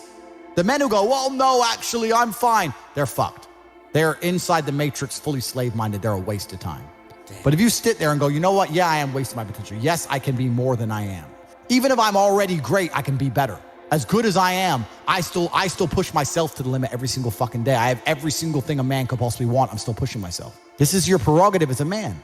But you need to be instilled with a sense of duty to your bloodline. You must want it. You need to want it deep inside your soul. I can't die as anything less than emperor. It's my destiny. Jesus Christ. Nah, I'm not gonna lie, bro. This stream actually, like, I'm pretty sure changed, like, lives. I swear to God. Like, you changed lives just now, like, this one stream. Like, I hope so. I hope so, too. I really do. I really feel like people's lives are gonna be changed from this shit. I hope so. Shit. I hope so, too. Mine is, because I'm telling you right now, I promise you, I'm gonna literally be texting you on IG and shit and showing you, like, I'm really gonna be hitting the gym. Do it. And you're gonna feel so much better for doing it. Not even just physically, but mentally, knowing that you pushed yourself to do things you don't want to do. There's nothing that feels better than the feeling you have after you did something you don't want to do. As you know, when you're supposed to clean your room. Yeah, you're right. You eventually clean it and you're like, thank fuck I've cleaned it. I did it. Like the homework. I went back at school. Oh, I did my homework. Oh, thank God I did it. I didn't want to do it, but thank God I did it. It's done. Correct. That's what it feels like every single day if your life is nothing but discipline. It's beautiful. It's a beautiful existence. That's a great feeling. That's a really, really good feeling, I bet. I need that. I need discipline. I need it. Beautiful. It's a beautiful existence. After I picked up my Chiron, when I bought the Bugatti and I picked it up, the first thing I did was order another one. Like, it never ends. There's always a new mountain to climb. So you're saying there's never really beating the game. There's always a mission. There's always something to conquer. Always. And even if it's just tiny little, it's professionalism. It's holding yourself to such a high standard. There's a professional way to do everything. I'll tell you a story. I lost my keys about 3 weeks ago.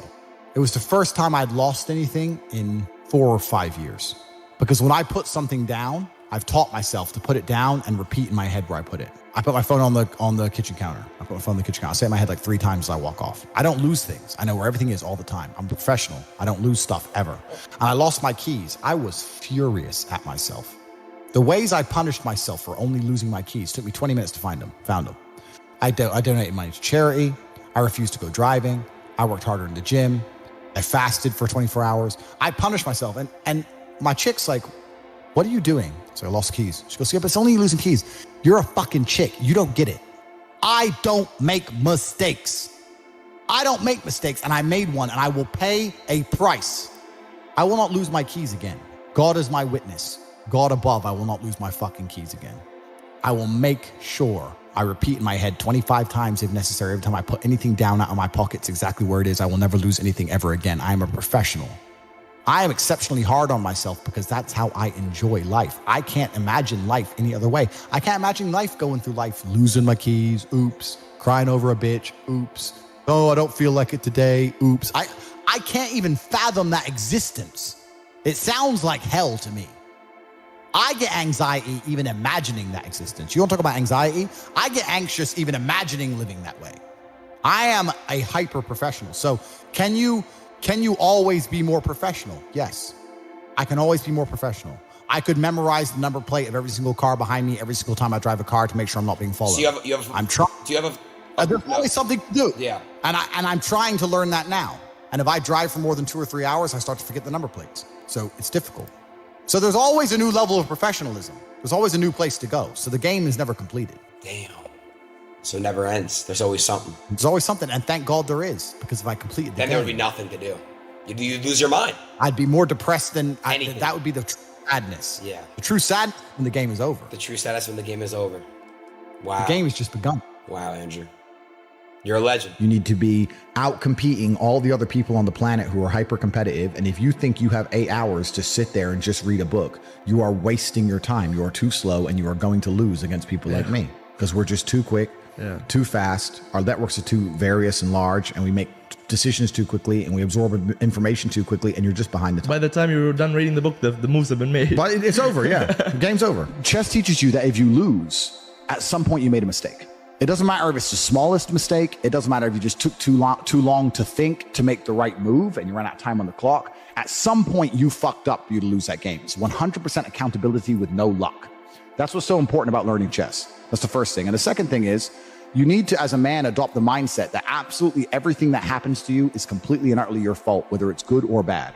And most men don't have that. Most men don't have that. When the Matrix was attacking me and they were destroying me, when they're calling up my exes trying to get fake fucking charges on me and put me in jail, when they close my bank accounts and I use $10, $11 million, when they ban me across all social medias and lie about me, when they harass my family, I'm sitting there going, this is my fault.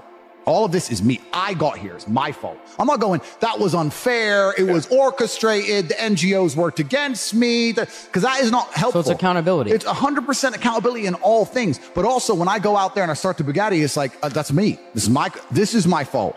The car is my fault, and the big house is my fault, and everything that ever goes wrong is my fault. And the failures. Yeah, absolutely. You have to take complete and utter accountability for everything. You can't make excuses ever. Yeah. There's never an excuse. And you're right. People try and put things on the outwards on the outside.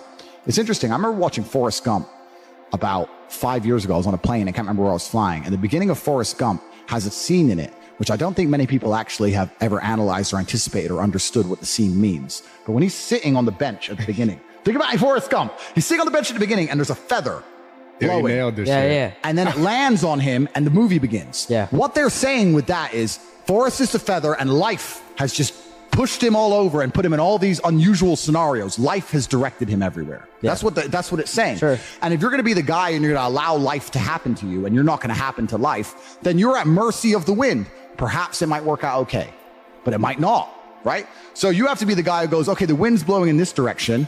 Fuck them. I'm doing this. You have to come to life. You can't let life come to you. Because if you let life come to you, then you're going to be living inside of a matrix and a system which is designed not for you to live your best life. It's designed for you to comply. And it's not for your benefit. That's what it's really about. The whole world's about power. So when someone comes on TV and tells me I'm supposed to believe something, you need to believe this about the planet. You need to believe this about the gays. You need to believe this about this virus. You need to believe this. I sit there and I look at it and go, why do you want me to believe this? Do you think? Yeah, why? It's a lot. And sorry, you got me started now. Sorry, bro. But it's like, why do you want me to believe this? Do you want me to believe this because it's good for me, or is it because it's good for you? Are the rules made for the benefit of me, or are they made for the benefit of the people who make the rules?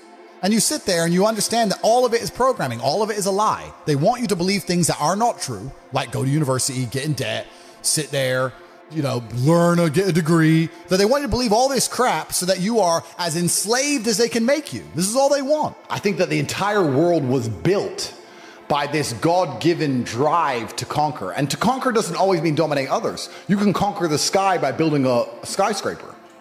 You can conquer by building roads. You can conquer by construction, not only by destruction. You conquer by turning up to a new territory and having a beautiful family and creating children. I think that's inside of every single man. I think it's been dumbed down by the Matrix, but I'm uninterested in fun. I don't understand the concept of fun. Fun is for women and children. All the women around me have fun. If you ask a woman the kind of man she wants, she will never say depressed or sad, ever. She wants a man who is ultra capable, ultra competent. I've literally had women say to me, you know what I love being around you? I'm like, what? I don't have to think. I'm like, what do you mean? Because I just turn up and we just walk in the hotel and staff do anything we want and the jet's just on the runway and we just land and I'm in this beautiful place and I don't even know where I am and I get to just turn my brain off and it's great.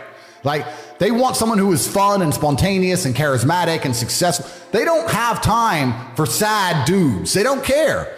So the world doesn't care. The world has never given a shit about sad men. So if you're going to sit there and self-diagnose yourself as a sad man, you're going to have a shit life and nobody's ever going to give a fuck and you're going to perpetually lose forever. And that is your decision.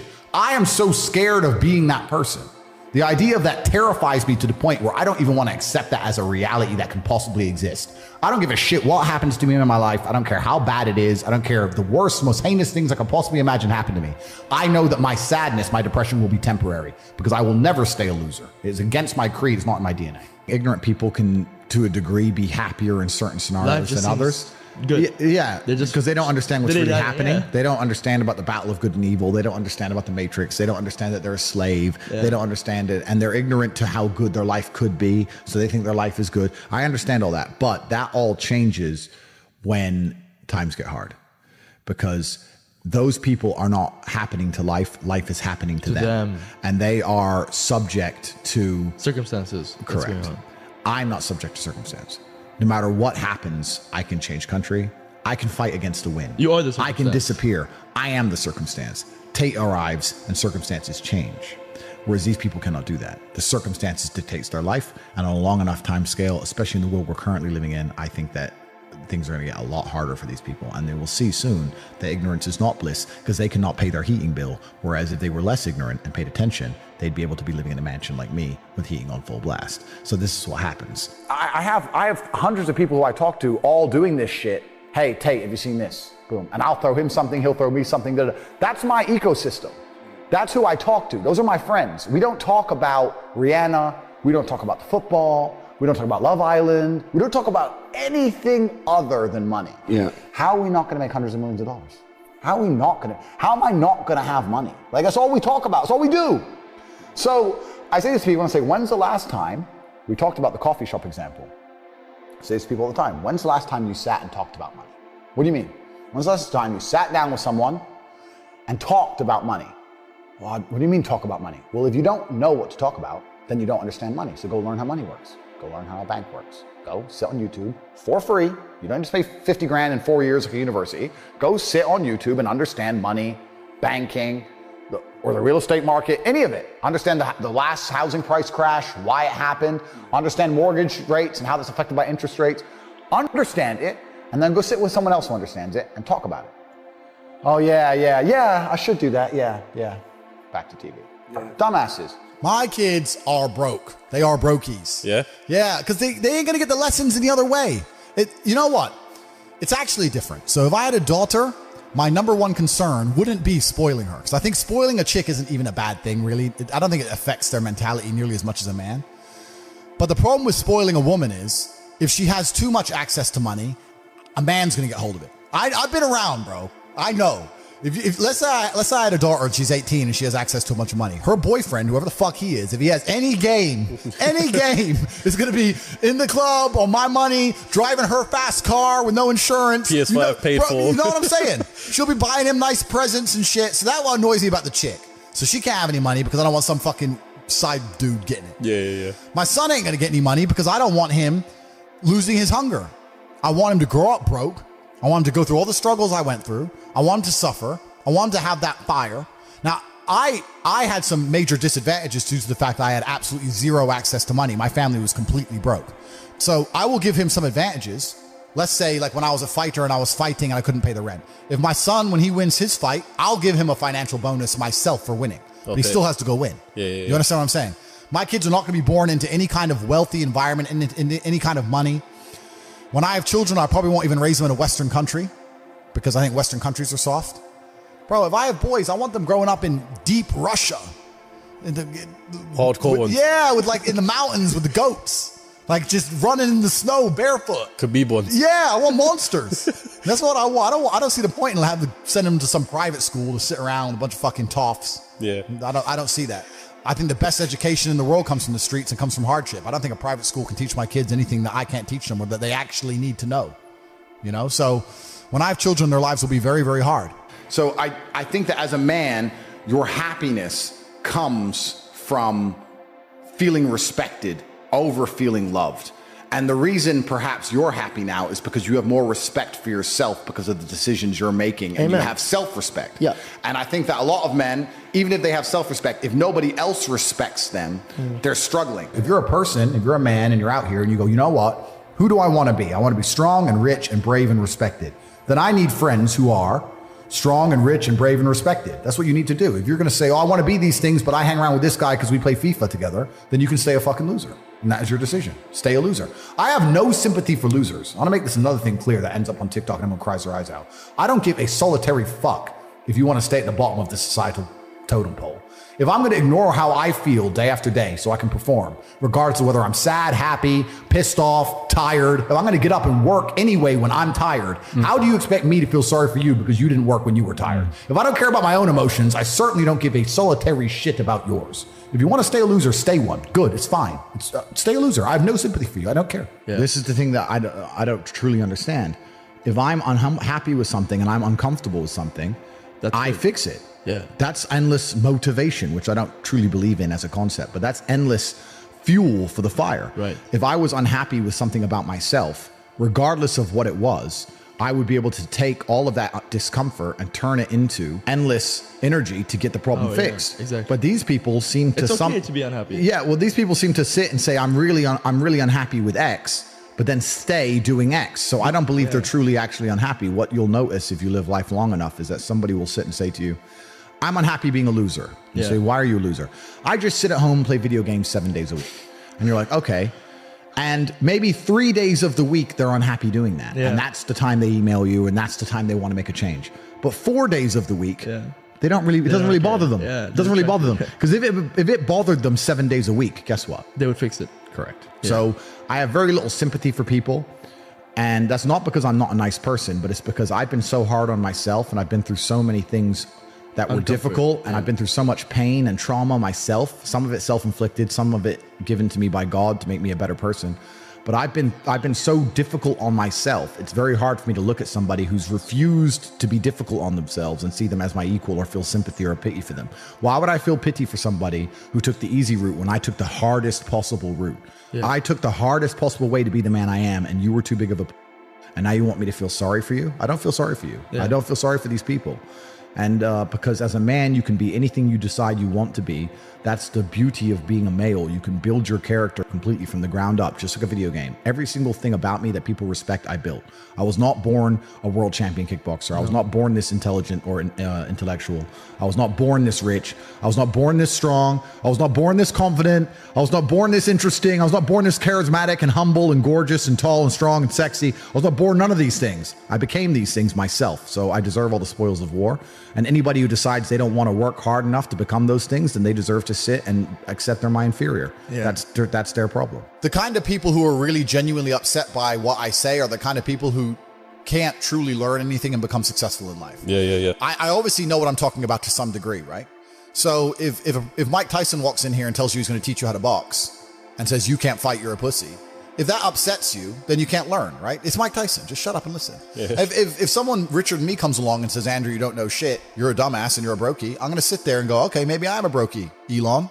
Tell me something, right? I'll listen. But if you're going to sit there and go, don't call me names and I not listen, you're never going to get anywhere, right? You don't become the master unless you're very, very good at being a student. And I've always been very, very good at knowing when to shut up. My entire life, I've always woken up thinking or feeling like I had an enemy to fight against. As long as I can remember, I've always had. I was a professional chess player when I was a kid. So when I was 4, I woke up and my dad was sitting there saying, you're playing this Chinese kid, he's good, right? So I always had that. Then I had professional fighting. I had 87 fights. So my whole life I had some fight coming up. And now I wake up and the Matrix is attacking me. So I've always woken up feeling like I had an enemy. Mm-hmm. And that certainly shaped my reality. It definitely shapes how I act and shapes how I think. I've always felt like I was in war, if that makes sense. Have you ever felt like you were your own worst enemy? No, in fact, quite the opposite. I've had a healthy fear and respect for all of my enemies to the point where I've understood the only chance I stand to beat them is to have as many allies as possible. And the most important ally is my own mind. Yeah. I have enough people who dislike me that I don't have the luxury of doubting myself. So even at the height of the cancellation, right, when they were coming at me with everything, and I haven't even told you some of the stuff they come at me with, I'm about to tell you, and it's a lot more scary than getting deleted from Instagram. Sure. When they were coming at me, absolutely, even the people close to me are going, you're dealing with this well. And I was like, I have now innumerable shadow figures trying to destroy me. If my brain betrays me, I'm really fucked, right? Yeah. Like I can't go down that path. So no, it's actually completely the utter opposite. I've galvanized myself against internal enemies. Me and every single part of me is all on the same team, and it always will be. And I think that's because, like I said, my whole life I was battling against something and someone else. One of the most terrifying but also gratifying things of life as a man is that we're all born relatively valueless. I don't think women are born that way. A woman, if she's born, especially if she's attractive, has an innate value. People just want her no matter what. But as a man, if you're not an important man, nobody gives a fuck about you and they're never going to care. So you have to build yourself from the ground up. And that's scary for a lot of people, but it's also a massive opportunity. You can decide if you want to be a famous musician or a nice sensitive poet or a painter or a kickboxing world champion or a businessman. You get to decide on all the different characters in the video game. You can choose, who do I want to be? And then if you actually try, you can become it. Isn't that amazing? You can wake up and go, you know what? I want to be this kind of guy. I knew who I wanted to be. I wanted to be the dude pulling up in the Lambo, 3 a.m, gets out. Everyone's like, who is this big, strong, rich dude? I wanted to be that man, so I became him. And if you don't want that, if you want to go be a musician and play guitar and get a bunch of chicks and chill in Bali and smoke weed, whatever, go, you can choose your character and build it. Like, so I don't even want to hear it. I'm uninterested in it. And you're right. You have to be careful who you're around because you are the sum of the 5 people you spend the most time with. I knew a guy who wanted to be a musician. And I'd meet him and say, how are things going? He'd go, bro, nearly finished my song, gonna finish my album, and we're gonna make a lot of money. I was like, cool. 6 months later, I'd see him, how's things? Hey, bro, almost done with the album. I was like, it's been 6 months. An album. Yeah, but you don't understand. You gotta mix the track. It takes time. Mixing a track. Okay, we have computers. What, 10 minutes? Okay. Two days. It's been 6 months, bro. Like, and I'd sit to him and say, it can't take this long. You're just smoking weed. You're not working.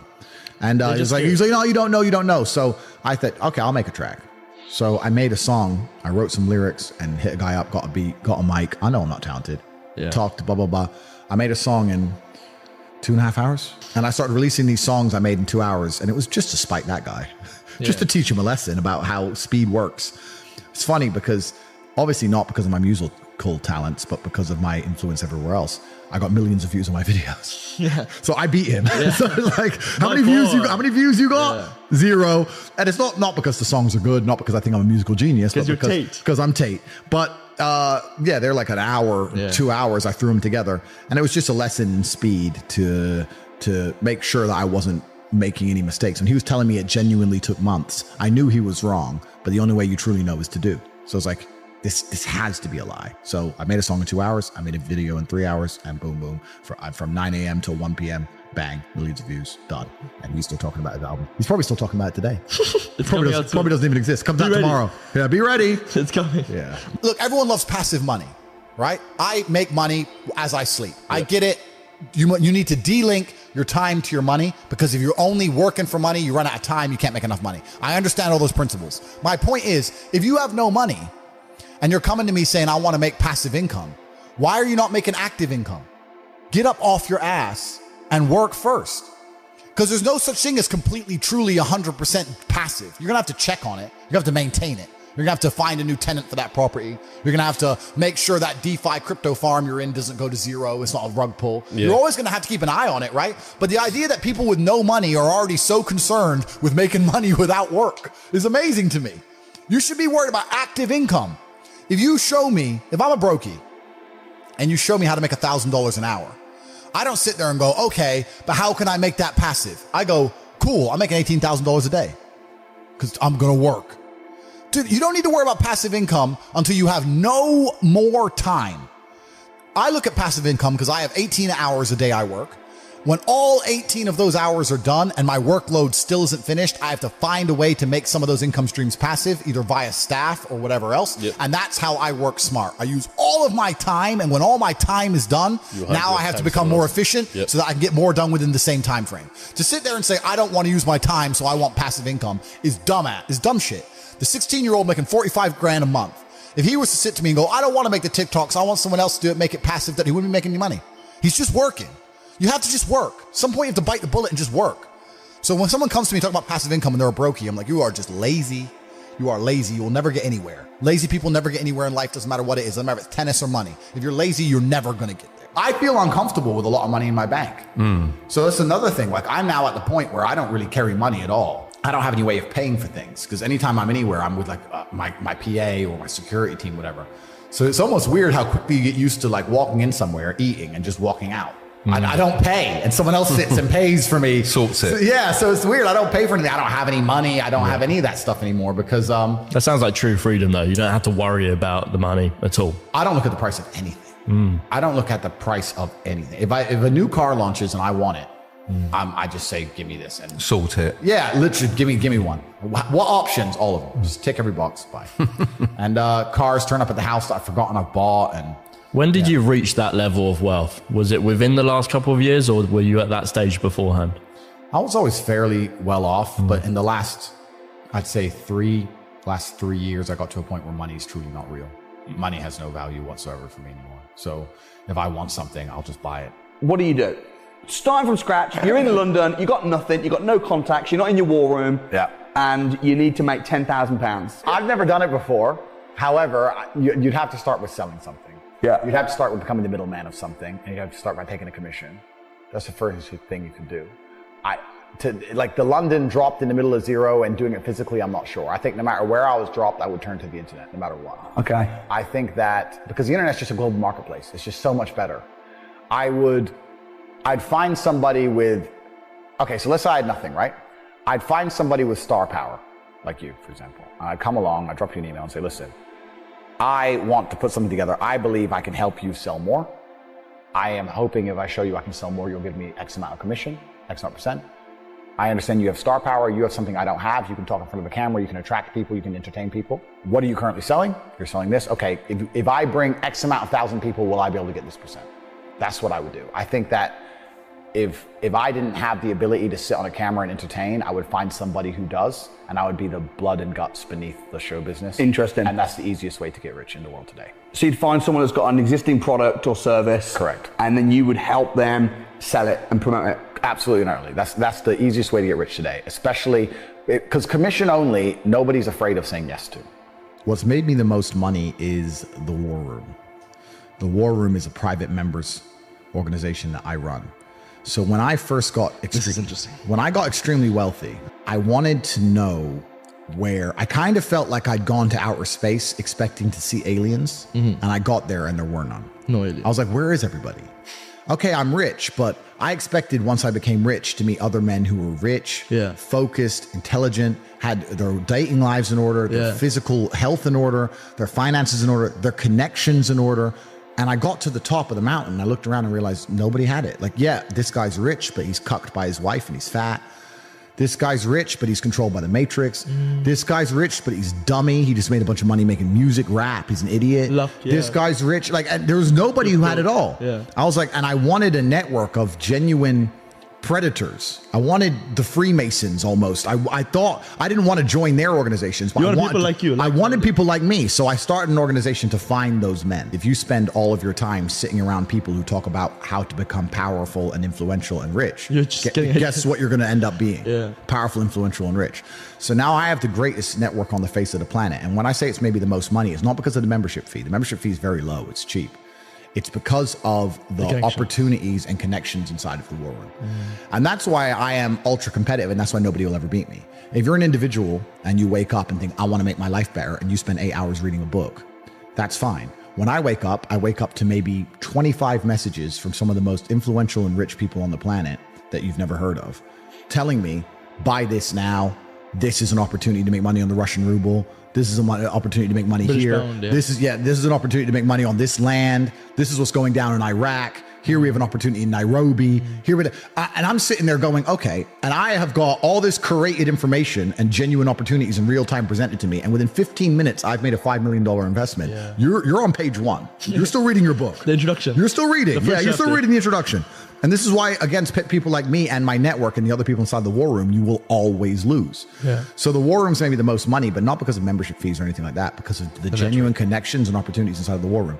And we're just free minds. Anybody who listens to what I say and agrees with it and likes it should understand that you are the sum of the 5 people you spend the most time with. 100%. And if you know 100%. That, then you need to make sure you're not spending time with anybody you don't want to be. And if you learn and absorb and you're in the right place, then you can do fantastically well. So the War Room, I mean, with the War Room network now, I could never be broke ever again. I think the world would be a terrible place if everyone had a free mind. You do need the slave minds. I've heard you say that. As annoying as they are, you do need the slave minds. You do need the guy who believes that working the gas station is important and he's good at it. You need him. It's good. You need these people. But what if that guy just doesn't know any better, though? It's good. Or he's This is what we're talking limitations. about. Good, fine. The world can't all be, mansions on the Palm in Dubai. They can't all be that. So successful is all about self-definition, which is what I was saying at the beginning. You have to decide who you want to be. And if you wanted to be Joe Schmo and you pull it off, then you'll be a pretty happy, content person. To decide who you want to be. I think the people who are miserable, it's the gap between their expectations and their reality. That's where the misery lies. Yeah. My expectations were always enormously high. Even when I was a nobody, I knew I had to be filthy rich and a kickboxer, and I knew I had to be the kind of guy that people gave a shit. Were you happy at that point? I know, but I knew I'm basic things. At the age of 15, I knew that if I'm the kind of guy that if I raise my voice, people are going to care. I'm not going to be the guy who starts shouting and everyone thinks it's funny. I know I'm going to be the kind of guy who's genuinely a formidable opponent in all realms of human endeavor. I know I'm going to have money. I know I'm not going to take shit. Where did from that come nobody. from, though? But You can't just. Yeah, I know. I understand what you're saying, because my whole life I felt like there's always more. I know that there's more. But I think a lot of people have that. Of course. But the people who are miserable are the people who don't try hard enough to obtain it, because I actually believe, and this is another thing I'll say, I believe the universe is very giving. I think the universe and God himself is very giving. I've yet to meet somebody in all my years who is genuinely giving 100% of themselves day after day, doesn't snake anyone, firm handshake, look you in the eye, doesn't lie to nobody, and tries 100% who doesn't get what they want. I've never seen it. Every single person who doesn't have what they want, there's something in their story that doesn't quite add up. I've yet to see some guy have you ever seen a guy who eats right and trains his ass off and never misses a gym session, ever not grow? No, ever. no, never. Not Ever. what? Not what? Grow. Not grow. Not make ever. gain. It's just, that's the way the universe works, right? So if you're truly about it and you're truly trying your absolute best, you're going to do it. And that's what I believe. I believe the universe is extremely giving. So when I meet somebody and they go, I really wanted this and I don't have it, I say, you didn't really want it. You're a liar. I don't understand, or I don't fathom the concept of fun. I don't wake up and think, what can I do for fun? I don't wake up and think, what is fun? I want fun. That never crosses my mind. I wake opportunities, right? Because you have to be positioned to take advantage of opportunities. Yeah. It's like in chess, they say good moves come from good positions. It's true. You can't find a good move from a terrible position, right? If you're sitting at home with no money, it's hard to invest in Bitcoin at $1. It doesn't matter what it goes to, right? You got to be in a good position to take advantage of things. So you've always got to be in a position where you have a good network, you have good information, you have some kind of liquid money, you have the ability to survive without that money. You can take a risk. Like, it's hard to set yourself up. I'm in a position now where I'm in the NBA. I'm an NBA player. I can never go broke again. So it doesn't matter, right? Once you're in the NBA, I can throw $1 million at something. It doesn't matter if it works or not. So for me, it doesn't make a difference. And that's why it's so much easier. They always say the first million is the hardest, and they're completely right. Once you get to a certain point, you can gamble to a degree. Yeah. I don't want to sound, airy-fairy, but I truthfully believe that the universe is a giving place, and that if you actually really want something, you can have it. How much you want is how much you're prepared to sacrifice. So if you want $500,000 a year, you can definitely make that. And that level of stress you'll absorb for that money and the amount of headache you'll go through, if that's the amount you're prepared to accept for a happy life, you'll have it. Do you think anyone can do that, though? I think that you have to pre-decide, right? So even my level of wealth comes with enormous stress. Governments are after me. Like most people are not mentally prepared for the bullshit I go through. So the number one factor that's going to decide how successful you are as a person is your ability to absorb stress, your stress level. The better you are at dealing with stress, the more problems you can fix, the more money you're going to make. What I'm doing now at my stage of my life is buying power. So I thought I wanted to be rich. I didn't want to be rich. I wanted to be free. You're only free with power. And in the American political system is a perfect example of lobbyists and lobbying. Yeah. So they will lobby for things. They'll come along and say, I'll give you an example. Why are there no high-speed trains in America? America's huge and rich. High-speed trains would be fantastic for America, but then the rail network is basically non-existent. The reason is because the oil companies lobby both political parties to make sure that they don't build trains, everyone drives. Long highways, it's good, sells a lot of gasoline. That's what they want. So once you get to a certain level of money, you realize you want political friends. So you're like, okay, I want this law, or I want this law to work this way. Or I just want someone I can call if this happens to me. And you just start giving a lot of money away, effectively. And you're trying to buy power, and that's the way it's always worked. That's what these huge corporations and companies do. Well, the thing is with reading a book is it's a reward without any risk. And this is why I think a lot of people are proponents of reading, and they say reading, because nothing can really go wrong besides wasting your time in life, of course, but they don't believe that. I am a much larger proponent of larger risks and larger rewards. If you want to learn about self-help, if you want to understand yourself and see what kind of man you really are and learn how to fight through adversity and learn how to get up when life's difficult and learn how to control your mind and learn how to struggle, then you can go to the boxing gym and you can get your ass kicked. You do not need to read any books. Yeah. You need to get in the gym, walk in there and say, I'm going to fight the best fighter here every single day and not quit until you can eventually beat him. But most people are not man enough for that. So instead they'll read a self-help book and they'll sit there and try and talk to me about mindset. I learned my mindset in battle. My mindset is 87 professional fights. My mindset was learned in the reality of the real world. Yeah. I don't need to read a self-help book. I don't need to read about motivation or confidence. I've been in the cage smashing people's faces in. I don't need to learn any of that stuff. So I learned in reality, and reality is always going to be a better teacher than a book, because you're not learning when you read books. You're regurgitating. You may be reading, but I don't believe you're truly learning. My coach used to say, if it doesn't hurt, you didn't learn.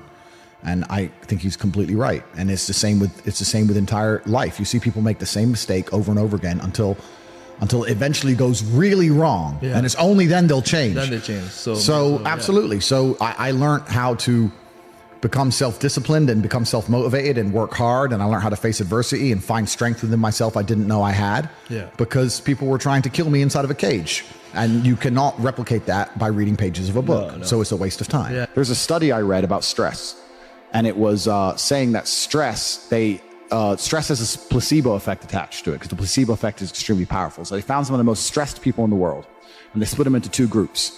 And they're all equally stressed. They all have a bunch of cortisol in their blood. Yeah. The people who believed that stress was bad for you and that stress can hurt you, and they believed those media articles, were dying earlier. They were having heart attacks and having stress-related illnesses. The people who believed the opposite, who just said, stress is part of being successful. I like stress. When I feel stressed, I do my best. It makes me anxious. It turns my brain on. I like being stressed.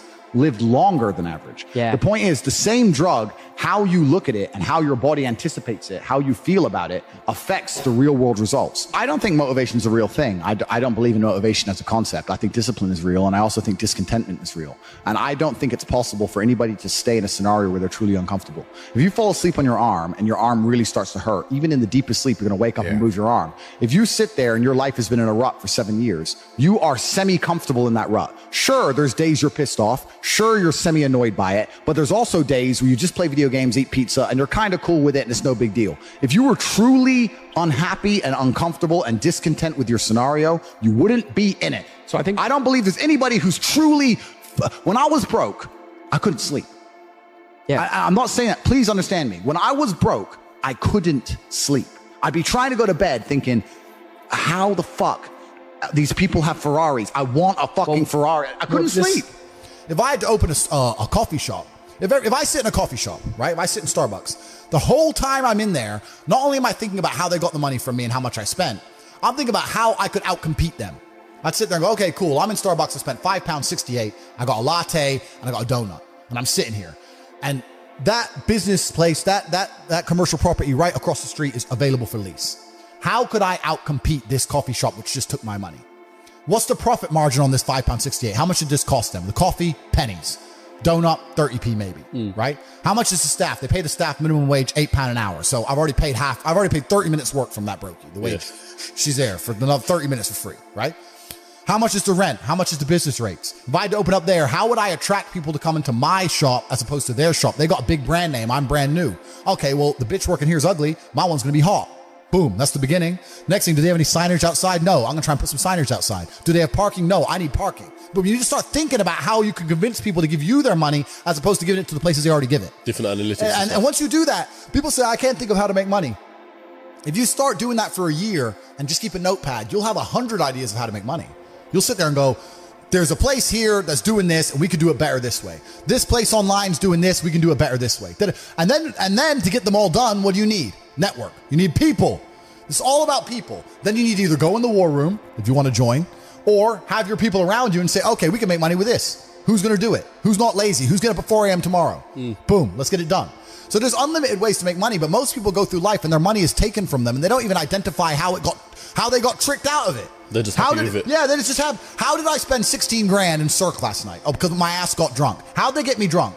Well, because the guy, when I first bought the first bottle of champagne, was there on the table, pouring, putting it in my hand, got me drunk, then I spent 16 grand on bottles. That's how they got my money. So if I open a club, I need to make sure when people first come in, they get fucking hammered. Nobody thinks about it that way.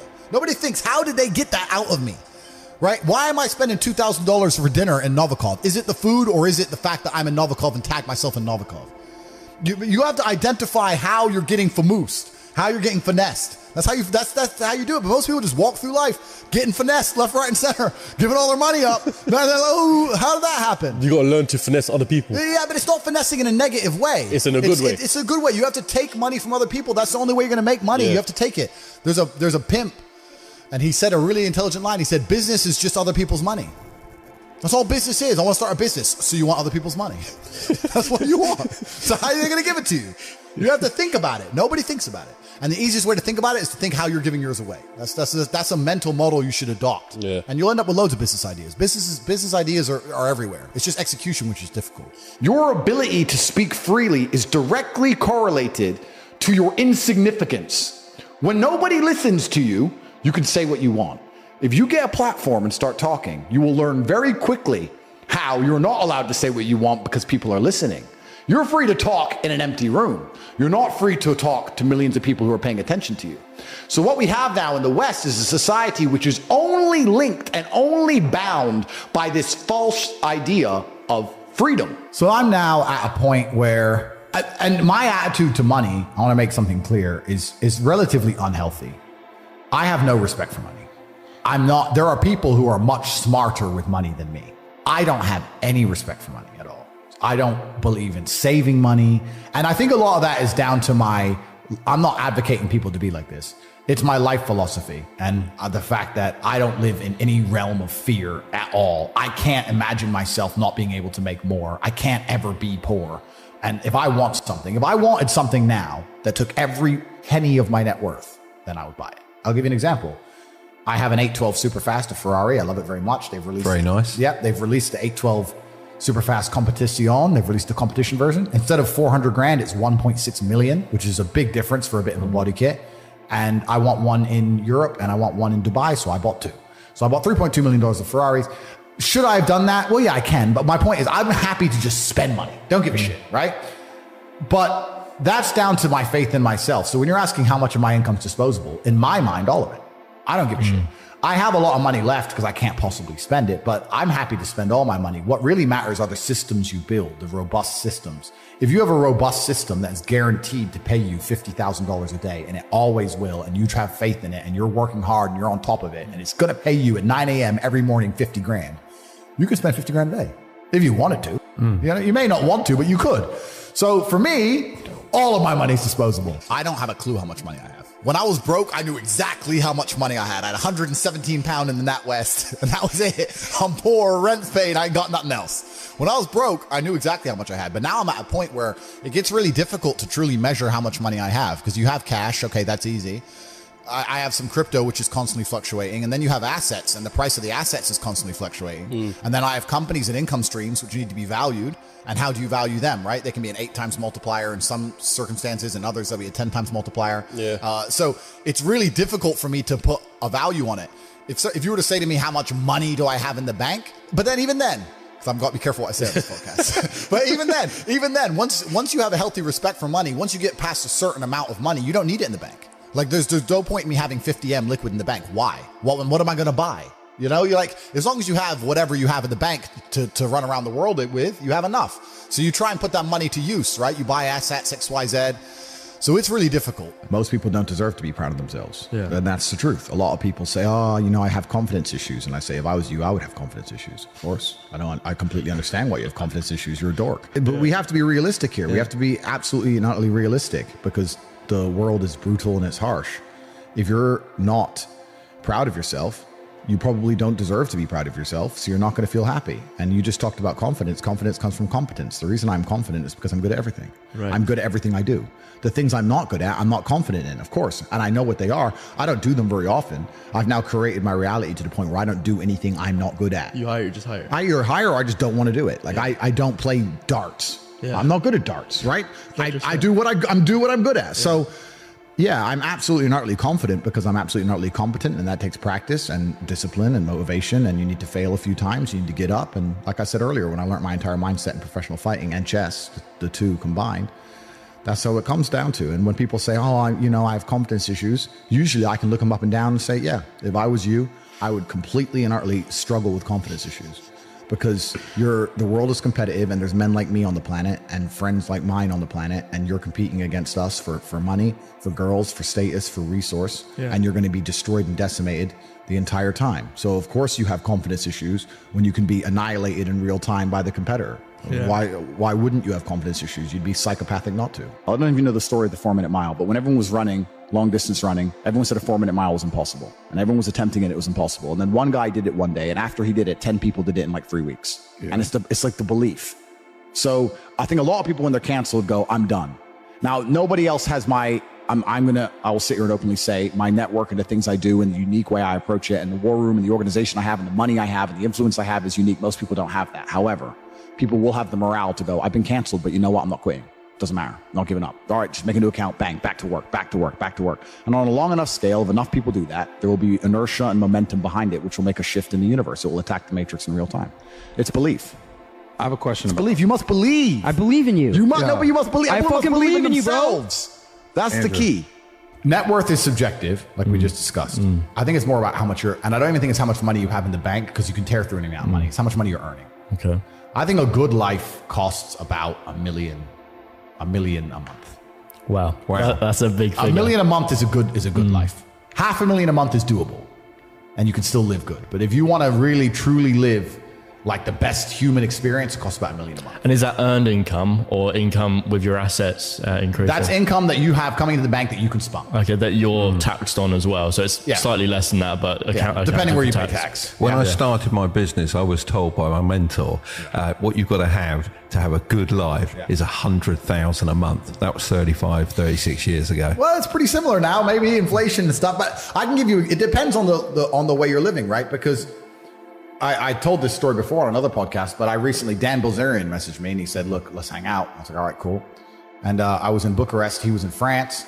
So by the time I only wanted to go see him for a day. So by the time I got the jet, I wanted my security team to come. So I had to get the 4 security team, and they came and obviously had to pay their wage. And I put the cars on the cars on the truck to make sure they were waiting for me there in case we would decide to go for a spin. And then I landed with the security team, and everyone needs hotels. It's 8 people in a 5-star hotel. And then you're on the ground. You have to rent these V classes, armored ones to look after you. And you go, you see Dan, you talk to him for an hour, you have dinner, and then everyone gets back on the jet. By the time I saw Dan in a 48-hour whirlwind, by the time we moved the cars, which I didn't drive, and security came, etc., you spent $400,000. You spend $400,000 to go see your friend. But it's very difficult for a government to even pretend to give a shit about the average person to me, because I understand how all this works.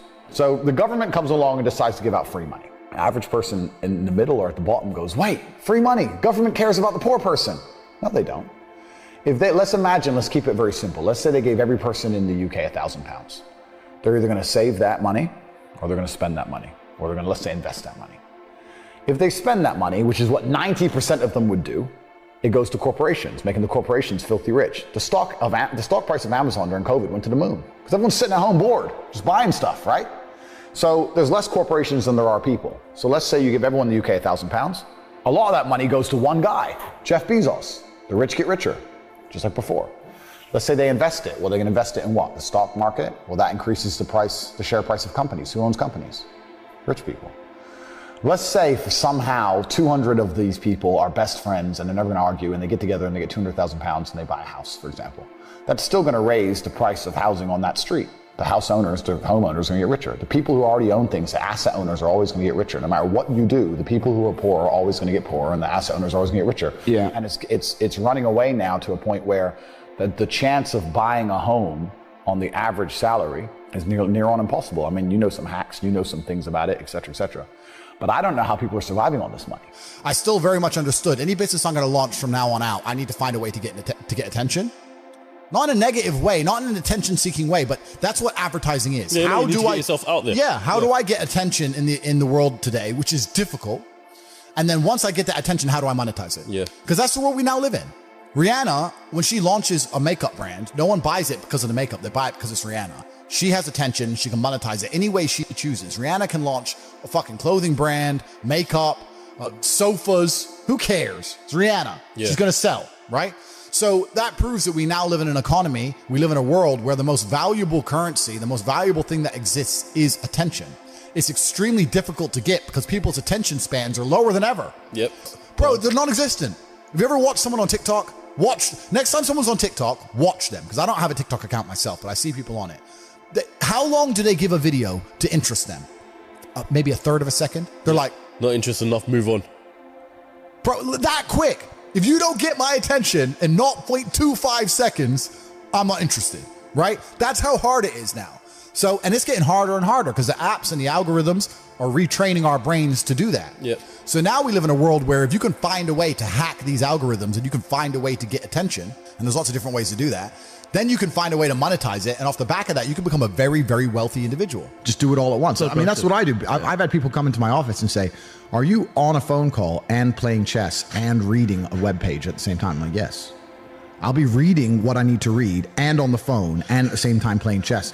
Otherwise, my brain's not full enough. You need to be stimulated. Yeah. So, yeah, can I focus on one thing? Not easily. But am I massively successful doing enormous amounts of work? Yes, every single day. Yeah, so that's the most important thing. It's just staying within the parameters of constructive. If what you're doing with your energy is constructive and you're within those parameters, then you're going to be massively successful anyway. I am scared about the fact that someday someone's going to say, you know what, this guy's causing too much problems or he has too much influence. Can he just... Why would they do that Can he already? just crash his car? Can his jet just crash? Can we just get rid of this guy? Because it fixes a lot of issues. And then you have to sit and say, is my life worth more than the trouble I'm causing to these people? They don't give a shit about me. They don't give a shit about anybody. So you do get to a position where it's scary. And then you have to sit and decide, well, do I want to sell my soul to the devil and cuck? Or do I want to just shut up and disappear, which is also cucking? Or do you want to live for something? And do you want to die as a name as opposed to a number? People who are still dependent on the system will fight to defend the system. There are people who I will sit there and say to them, look, your university degree is a scam. They lied to you. I will show you how to make money. And their reply will be, no, I went to a good university. They are desperate. No, that degree means something. You work in Greg's, G. Doesn't mean, and shut up. They won't accept it, right? So certain people are not ready for the truth. People who are ready for the truth seek it and they find it. Well, also, there's no light without dark, and there's no joy without pain. You can't have a rainbow without a little rain. Exactly. And no matter how hard you chase pleasure and happiness, there's going to be dips and troughs in between. There's going to be come downs and downtrends. And you're going to have the juxtaposition between that time you were laughing your head off and acting giddish like a child and the time that you feel depressed as such. And I think it's much better to just adopt a very disciplined, stoic mindset. I'm always the same base level of happy regardless. If I lost all of my money today, I would be the same happy. Mm-hmm. If my net worth quadrupled, I'd be the same happiness. Yeah. As long as I'm alive, which is a struggle, unfortunately, in the current climate, but as long as I'm alive and the people I care about and love are alive, and as long as God gives me the honor of doing my duties and providing for the people I care about, as long as I get to wake up and know that there's a whole bunch of people in the world who need me and I get to work hard to please them and do good for society and good for the world, yeah, then I'm a vessel of God and I'm happy enough to survive. That's all I look at it as. I don't ever consider how do I feel. That doesn't cross my mind. I have things to do. A lot of the time, women get in the way. I've seen it a million times, bro. I've seen women get in the way of partnerships like that so many times. Because women don't like you having a strong masculine network because then you don't need them. They want you to need them. I'll help you. I'll be your partner. Bro, that's the biggest mistake. Don't even get me started. Biggest mistake you can make as a man is trying to start business with your wife or some shit. That's a headache. Why is that? Bro, I don't know who I'm going to offend or upset now, but this is how it goes. Because now you got two different battles. You got the relationship you're trying to be in control of, and I got to deal with the business as well. Now it's different if you run the business and you hire her, and she does a little bit of admin. Cool, that's fine. But I'm talking about, let's say... 50-50 business partners. Yeah, let's say your chick goes, I want to open a beauty salon. And you pay for her to open a beauty salon. And now this beauty salon, you've put $1 million of your money in it. And it's not open on a Thursday. You're like, why isn't it open on Thursdays? Oh, I had a headache. What do you mean you had a headache? Bro, I just spent $1 million. Yeah, but Claire's sick and I have a headache. And now you got the relationship. It's all messed up. This bitch is lazy. She thought it'd be like Sex in the City episode where she just drinks lattes and makes money. And she realized she had to actually do shit. You know what I mean? And it's all getting messy there. Whereas when you're with your boys and let's say you invest $1 million in something, it's not open on Thursday, you can go to the house and say, what the fuck's wrong with you? Not for you to live your best life. It's designed for you to comply. My point is, if you have no money and you're coming to me saying, I want to make passive income, why are you not making active income? Get up off your ass and work first. If you spend all of your time sitting around people who talk about how to become powerful and influential and rich, guess what you're going to end up being? Yeah. Powerful, influential, and rich. I don't give a shit what happens to me in my life. I don't care how bad it is. I don't care the worst, most heinous things I could possibly imagine happen to me. I know that my sadness, my depression will be temporary because I will never stay a loser. It is against my creed. It's not in my DNA. I hope this pisses you off because I'm telling you to annoy you that you're sitting there struggling to pay your bills. There are people out there making so much money you couldn't possibly fathom who have anything they want all of the time. And you may sit there and go, oh, but they're miserable. A lot of them aren't. Trust me. They're having a great time. So you need to make a bunch more money because there's money everywhere. I'd look at a beautiful woman and go, I can go on a date with her and she's absolutely gorgeous and perhaps we'll fall in love and it'll be great. But you know what? I'd rather work. I just want to conquer the earth. I don't care about anything else. So you need to start identifying how your money is taken from you. Because once you identify how your money is taken from you, you can start to actually intelligently think about how you can take money from other people. The only time being a man ever is good is if you become an exceptional man. He understood. Be near the money. I have no money. Money's over there. Well, let me get closer to it. No point staying over here on my fucking own. Let me at least get closer to it. That was 17. The brokey days were good days, bro, man. Like, I'd get McDonald's and you're laughing with your boys. Yeah. The brokey days are great. And I'm not complaining about being rich. Obviously, I worked hard for this and it's a fantastic life I live now. But I think without those brokey days, without those original days to compare it to, without that juxtaposition, then I don't think being rich would be fun at all. I think it's only fun because you can compare it to the days when you weren't rich. That's the only thing that makes it fun. The only thing that makes my $10,000 steak fun is that you can laugh saying how you never had 10 grand in your bank till you were 27 years old. Yeah. Like otherwise it's boring. Otherwise you go, okay, steak. And I think if you're born with too much money, that you'll never truly be happy. I think you need the brokey days. They're the best days. Most people are so uninteresting and so unremarkable that you could replace them online with a chat GPT bot and you wouldn't really notice. Genuinely, that's how boring most humans are. If you're special and remarkable and unique and you're famous or you do whatever, that's different. But most people you could replace with chat GPT by text, you wouldn't even notice. And that is a free application, which is brand new. Imagine we're going to be in 20 years from now. So we start talking about useless eaters. This has been discussed by very important, very powerful people at length. The same people who are trying to give you the vaccine are talking about the fact that the population of the earth needs to decline. Why do we need, they say it, Bill Gates says it. Why do we need to get rid of people? Well, machines will do it. So why do we need people sitting around who have hopes, dreams, aspirations? They want health care, they want safety, security, children, all of this garbage. We just need somebody to do X job and a machine can do X job. So what do we need these people for? So then you start looking. I find it weird that Hollywood was the first one to strike about it, but it was about actors. Well, yeah, because have you ever asked ChatGPT to write a movie? Like that? Bro, it's better than anything you've seen in Hollywood in a long time. There's no woke bullshit. There's no trans, lesbian, black, double-dicked fucking hero. So it's great. You know what's so funny is that like this episode is definitely gonna like fuck my account up, but I'm in for it. And this idea of chasing happiness and always being concerned and preoccupied with how happy you are is actually the biggest mistake that a lot of people make, I think, in the world today. Especially men who wake up and go, oh, I don't really feel happy, so I need to get happier. And that's how they end up down a hedonistic path of drugs or alcohol or gambling, chasing pleasure. I don't care how I feel. Yeah. I don't care if I feel happy or sad. It doesn't really affect what I do each day. I do the exact same things. I act the exact same way. I don't care. Yeah. I don't put weight to the significance of the emotion. So I always consider myself a happy person, but if I woke up and I was slightly less happy one day than another, it wouldn't affect anything I do and I wouldn't put any relevance to it. I'm human and that's life. And so, yeah, am I any happier now that I have hundreds of millions of dollars than before I was broke? Yeah.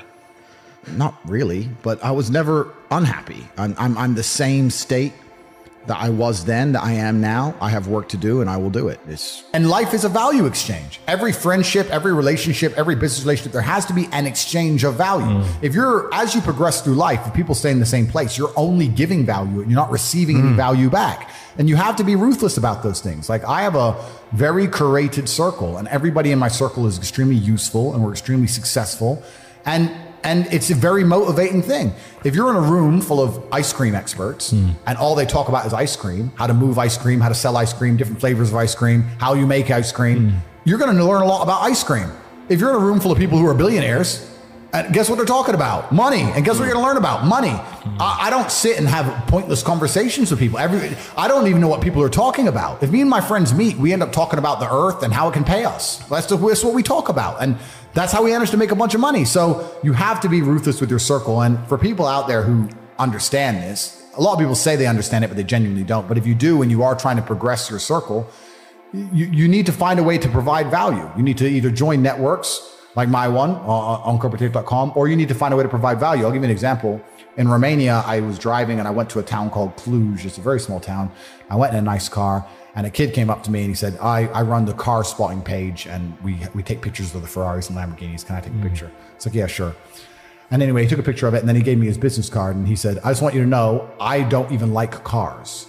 I just knew the best way for me to meet rich people is to take photos of nice cars. It's a great story. I was like, you're smart. Very smart. I hired him. I'm not surprised. He works for me. Yeah. He still works for me for this day. Yeah. He was smart enough to go, well, where's the money over there? Yeah. How do I get close to the money? Oh, they don't want to talk to me. But if I take cool photos of his car, he might want to talk to me. You have to find a way to provide value to people. Yeah. If you provide value and it's a value exchange, you'll do good. But yeah, I say this to people and they go, oh, but my friend, and we have a good time together. Well, if you're going to prioritize your friends by drinking and having fun, then you're going to have a bunch of fucking loser friends. That's your life and that's your life to live. It's fine. Don't complain when the NHS are on strike and you can't get seen and I'm in a private hospital in fucking Saudi. That's your problem. You have to just make your decisions in life and live true to them. But creating a circle is ultra important. And it's not just important financially, it's also important for your entire life and your mindset as a whole. Because it's amazing, especially amongst men, we never want to be the poorest person in the room. We never want to be the weakest person in the room. You never want to be, so if you're with a group of killers, you have now this massive expectation. It's almost like societal pressure and a positive force. If I go to my friends, I can't be the weakling. If everyone does X amount of push-ups, I have to do them. You might get dropped out. Yes, well, you don't want to. That's not happening. You don't want to feel that way. You talked about kickboxing. If I want to go learn kickboxing, I expect my coach to be able to fight. If I want to go learn piano, I want to see my piano teacher play piano. Yeah. But people will go to university and learn business from a dude who's never had a business, who's broke. It's just like, it's clown world. It's stupid. Yeah. Like, education's becoming decentralized, which is actually one of my products, so I'm going to talk about it. But education is becoming decentralized now with the internet, and the smartest thing you can do is look at somebody's life and go, this guy is living or he's doing exactly what I want to do. I'll learn from him. That is the smartest thing you can do, as opposed to just going to these traditional educational systems. I think the most dangerous men on earth are the weak men. I think inside of every single man, we're born with a fire inside of us that if we do not control, can destroy ourselves and other people. And if you look at men who have no emotional control, because that's what they're trying to teach us to have. They're saying, listen, you're a man, you're allowed to just cry all the time and have no emotional control, no stoicism, just react to your emotions. Do you know what happens when you tell men to just react to their emotions? Anger. You have school shootings, you have rape, you have violence. That's what happens when you tell men to have no emotional control. These school shooters are kids with no emotional control. Rapists are men with no emotional control. Violence and the bullshit you see on the street are men with no emotional control. Telling men to not be stoic is going to create a breed of violent young men who have no emotional control, can't control their emotions, and act out on them. That is absolutely and utterly more dangerous to society than me coming along saying, listen, I don't give a fuck how you feel, young man. It doesn't matter how you feel. You have duties and you have responsibilities as an adult, and you must comply and act a certain way regardless of how you feel. That is better for society as a whole, especially as I'm only teaching the tenets of, listen, go to the gym anyway. Doesn't matter. You don't feel like it. Go anyway. Listen, your girlfriend left you. Your heart's broken. You're not allowed to stalk her. She doesn't want you. Get the fuck over it.